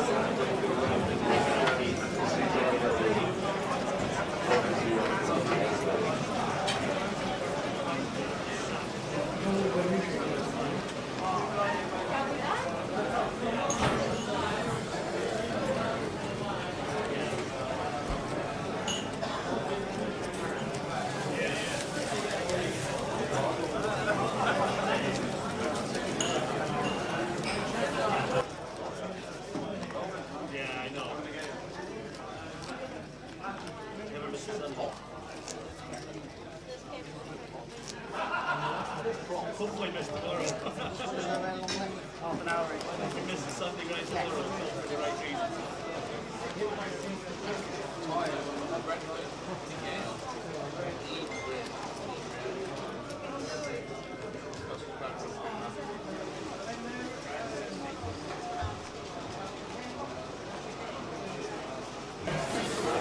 Brad says, I watched some of the plays in the 2K tourney when there's 30 players left. I wonder why some of these players are still there, and I'm laying in bed watching from my phone grinding 10 no limit. They're great value. They're unbelievable value. It's live poker is where it's at. It's absolutely. It's still so good. True. It's unbelievable, Brad. These tours, get yourself on the client, play for a £5 token, then a 30, then a 110. See if you can get yourself a seat into one of our 1Ks next year. The 1Ks are just as good, the fields.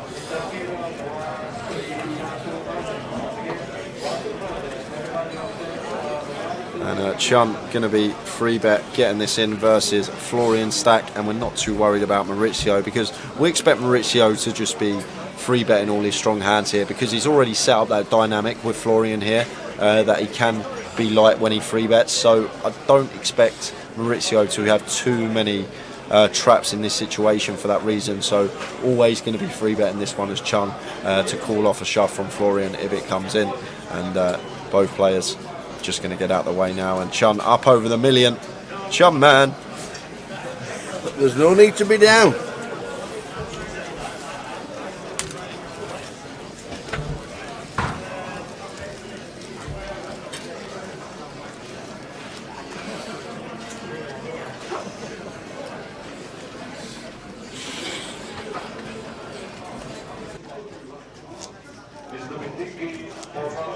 Less than 30 minutes to go until the end of this day, and what a wonderful day we have had. 218. We started the day with 27 day 2 buy-ins, and we are down to the final 29. We're in the money. 59 got the money during level 17. The bubble went.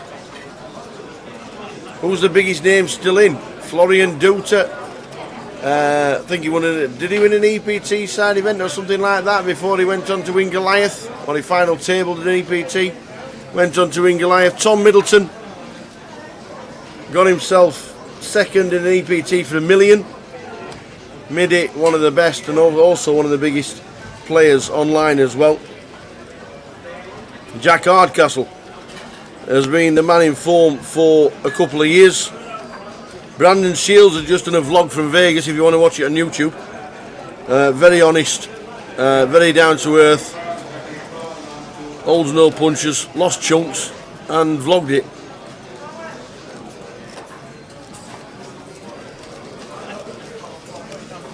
James Clark, Raggy, one of the in-form players of 2021 since we've come back out of lockdown. Kev Parks, big cash player in Birmingham. And Vince Melly, also another big player. The Mad Turk's still in. He is indeed Mick the Mod. Mad Turk is still in.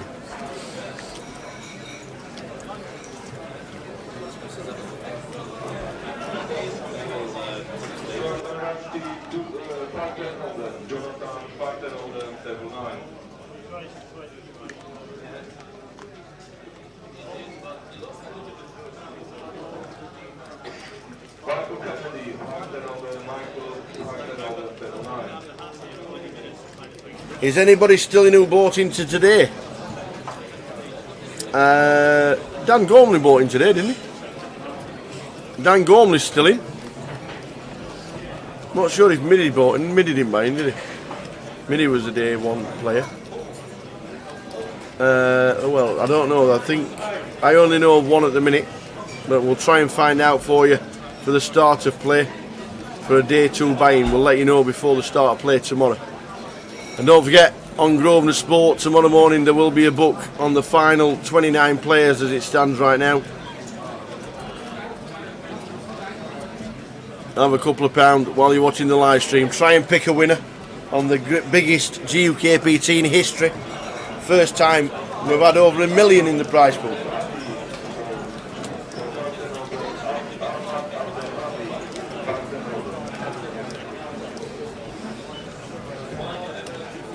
Does the Birmingham G have a regular cash game? They usually get small cash games.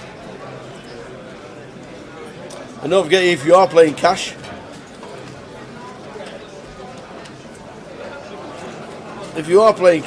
don't forget we've got the £350,000 bad beat jackpot still up for grabs. Any club between 6 and 6, playing no limit, you have a chance of winning a chunk and a part of £350,000. We have an all-in. Ace Queen for Bav. For Bav. And this is 24. This is a call. This is should be snap from Chun. 25 bigs, well 24. Bottom versus Big Blind. Bav's a good player. He's going to have deuces through sixes in here. He's going to have some suited wheel aces. Sevens do dominate some of the range that Bav's going to shove here. Bottom versus Big Blind. I'd be shocked if Chum folded this tower. I'd honestly be shocked. This should be a call in this situation. Yeah, it is a call. He's got a mill. It's a call. Come on, Chun, man. There's no need to feel down. Come on. Quickly before he decides to call, Moo says, does Birmingham G have regular cash games? There's 4 cash games running at the Hill Street right now. 4. If you've got the Poker Live app, it tells you. It gives you every information that you need from any Grosvenor in the country.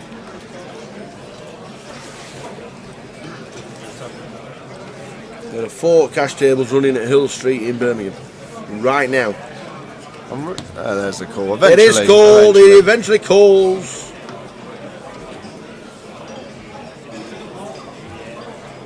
Off to the races. Let's go. Back end of the day. Chun's going to be massive chip leader who wins this, or Bav is going to be right back in it. Who flips best? These are the ones you need to win. You do indeed. And Bav, no good for him there. We do have some plausible runners. That's not one of them. No. So needing ace or queen to survive for Bav Katri. Oh, Deuce it on doesn't. the end, no good. And Chun up to 1.3 million. We're down to 28 players. Well done, Bav. Bav is out the door, and Tower has got his apron on. Oh, shh. Man. Oh my days. I ain't baked a cake in 42 years. In fact, I think the last cake I made was at school, and we made coconut pyramids. Remember them when you put the cherry on the top? No? No. Oh, okay.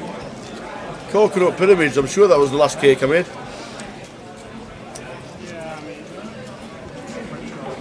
Chun for the win, says everybody around the Manchester area.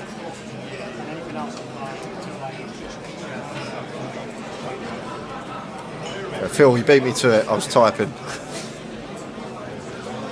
So Bav was out in 29th, which means we're on 28. And we have about 20 minutes to go. There'll be a certain number of hands dealt when the clock is paused at some point.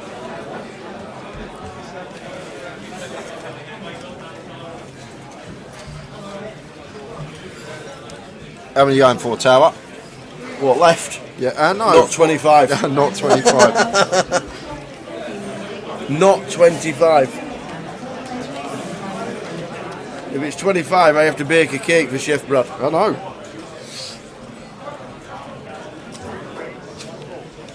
So Bav was 29th. We're down to 28 players, everyone.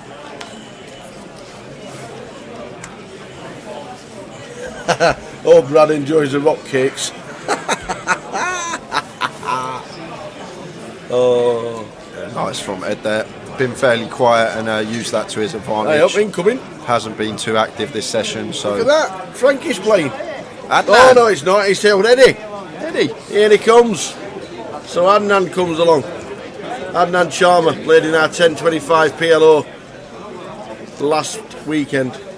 Last Friday it was. You have to remind yourself what event was on at what weekend. I've lost track, Tower. I've actually lost track. Lost track of days, lost track of everything. Yesterday I went for about half-hour patch of calling the river the turn and the turn the river.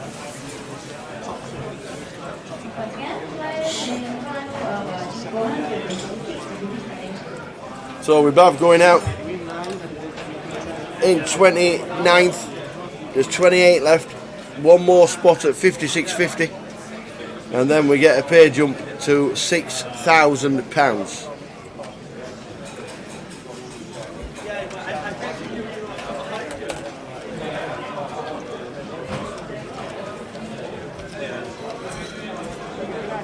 Phil Baker is down tomorrow if he's railing Phil Gormley. 344 for the Gormley. If that's live and you're getting messages, obviously, just be aware if he comes onto the feature in the last half an hour or so. No spoilers, thank you very much.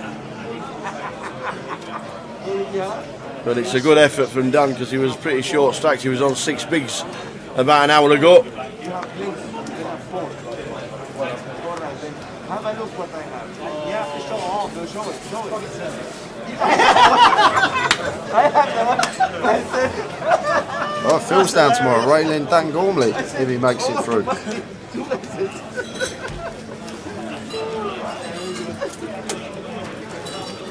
It's 7, huh? 7.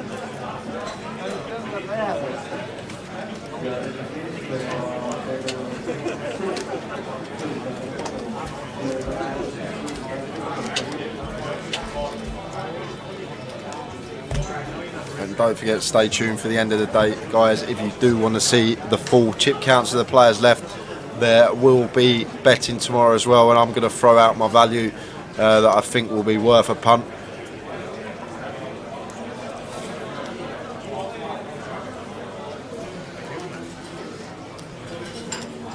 Would you have an idea on favourite for the book tomorrow? Well, I'm going to look at the chip counts, and then I'm going to give value. I'm going to give probably who's going to be the favourite. I'll just talk people through what I think are the good bets, what could be the bad bets. If anyone wants a little flutter on Grosvenor Sport tomorrow.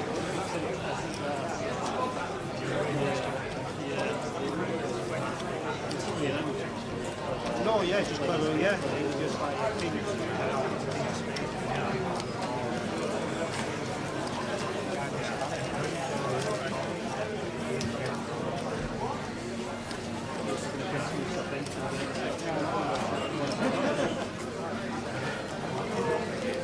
I'm thinking around 3 minutes time is when we're going to see the clock be paused.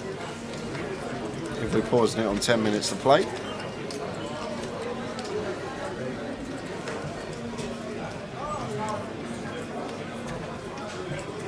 Yeah, the side event tomorrow is a 200. Does it start at 2 o'clock or 4 o'clock? Starts at 2.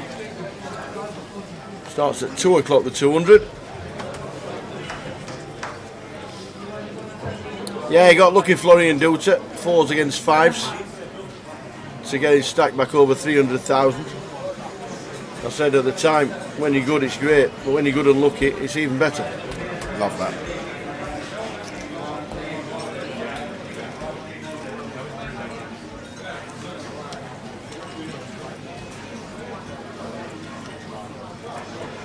So Eddie opening hijack here with the ace-3 off, and Martin here decent holding in the small blind, ace-queen, and just chooses to rip this one. 438 big blinds, 29 bigs effective.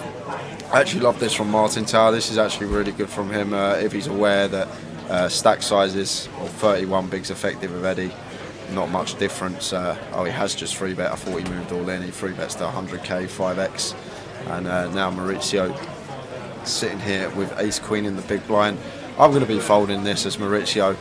Martin, fairly snug, and a scary 3-bet from him, especially for this size. And don't expect him to ever do it with ace-jack, either flipping or crushed by ace-king. And I think Maurizio will come to the same conclusion as me, that we're going to get out of the way in this situation. We can find a much better spot than getting it cold 4-bet ripping over a Martin Frey 3-bet out the small blind.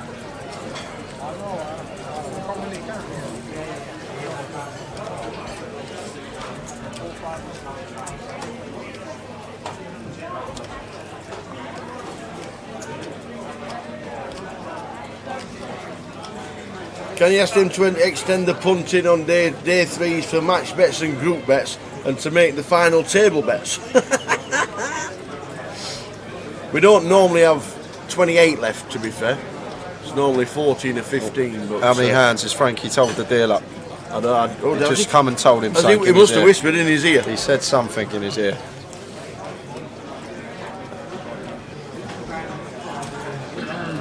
Five more hands. Mick the Mod's always on it. He knows.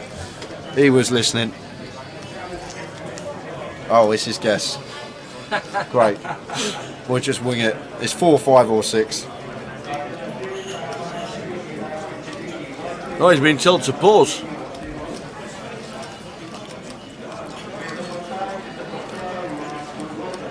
We're just waiting for that number to be shouted.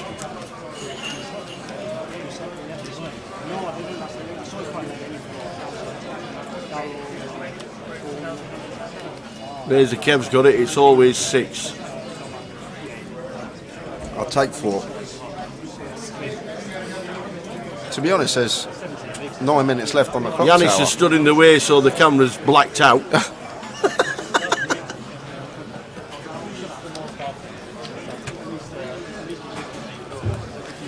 Surely it can't be 6.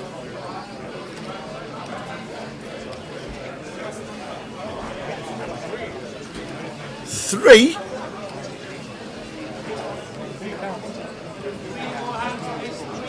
Three more hands, ladies and gentlemen. Three. Brandon Shields Italy.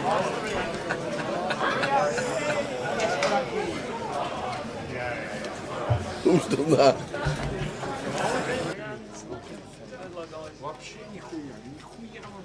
Three more hands. We've never had 3. This is one of 3.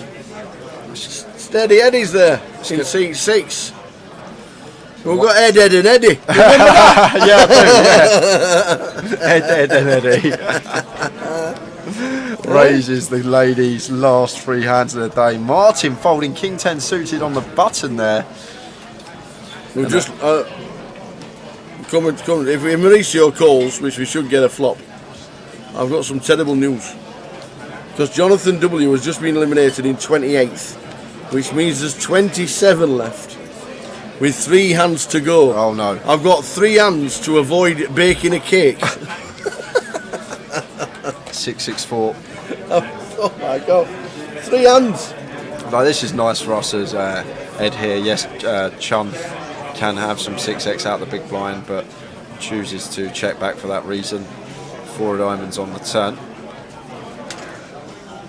But like, Maurizio's never got a 6 or a 4 here. He doesn't peel any 6x or 4x out the small blind versus our EP Open. So Maurizio's never a worry for us in this spot. The worry for us as Ed here is Chun. And with the flush draw here as Chun might choose to lead this spot tower and then go for it on the river. I'd love to see it, especially this stage of the day, but opts for the tighter approach, which is understandable. Ed now going to fire his queens, try and get some value. Maurizio will fold, and then Chun, with his flush draw, getting 4-1 on his money, probably will make the call for 25k.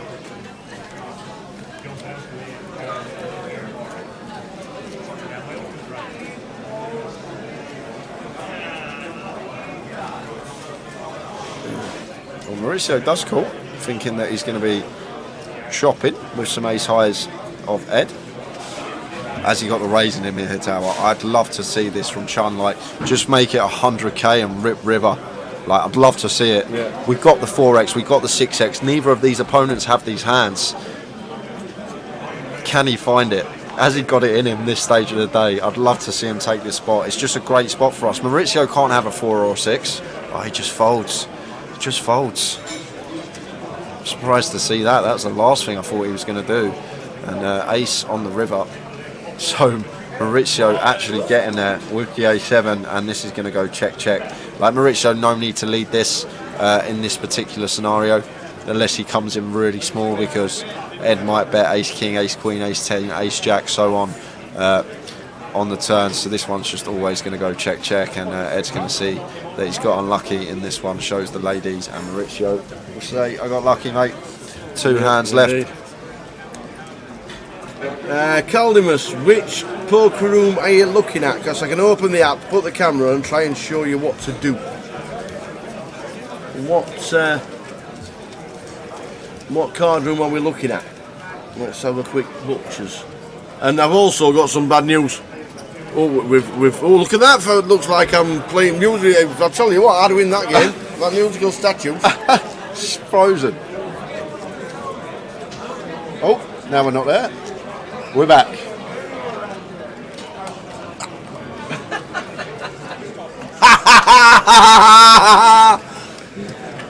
The Glasgow Merchant, January 25. We'll show you. Bigger news. We've got 2 hands left. Dean Hutchinson has just been eliminated. Well, it means there's 26 left. If we lose anybody in the next hand, Chef Brad has made it to 25, and I have to make him a cake.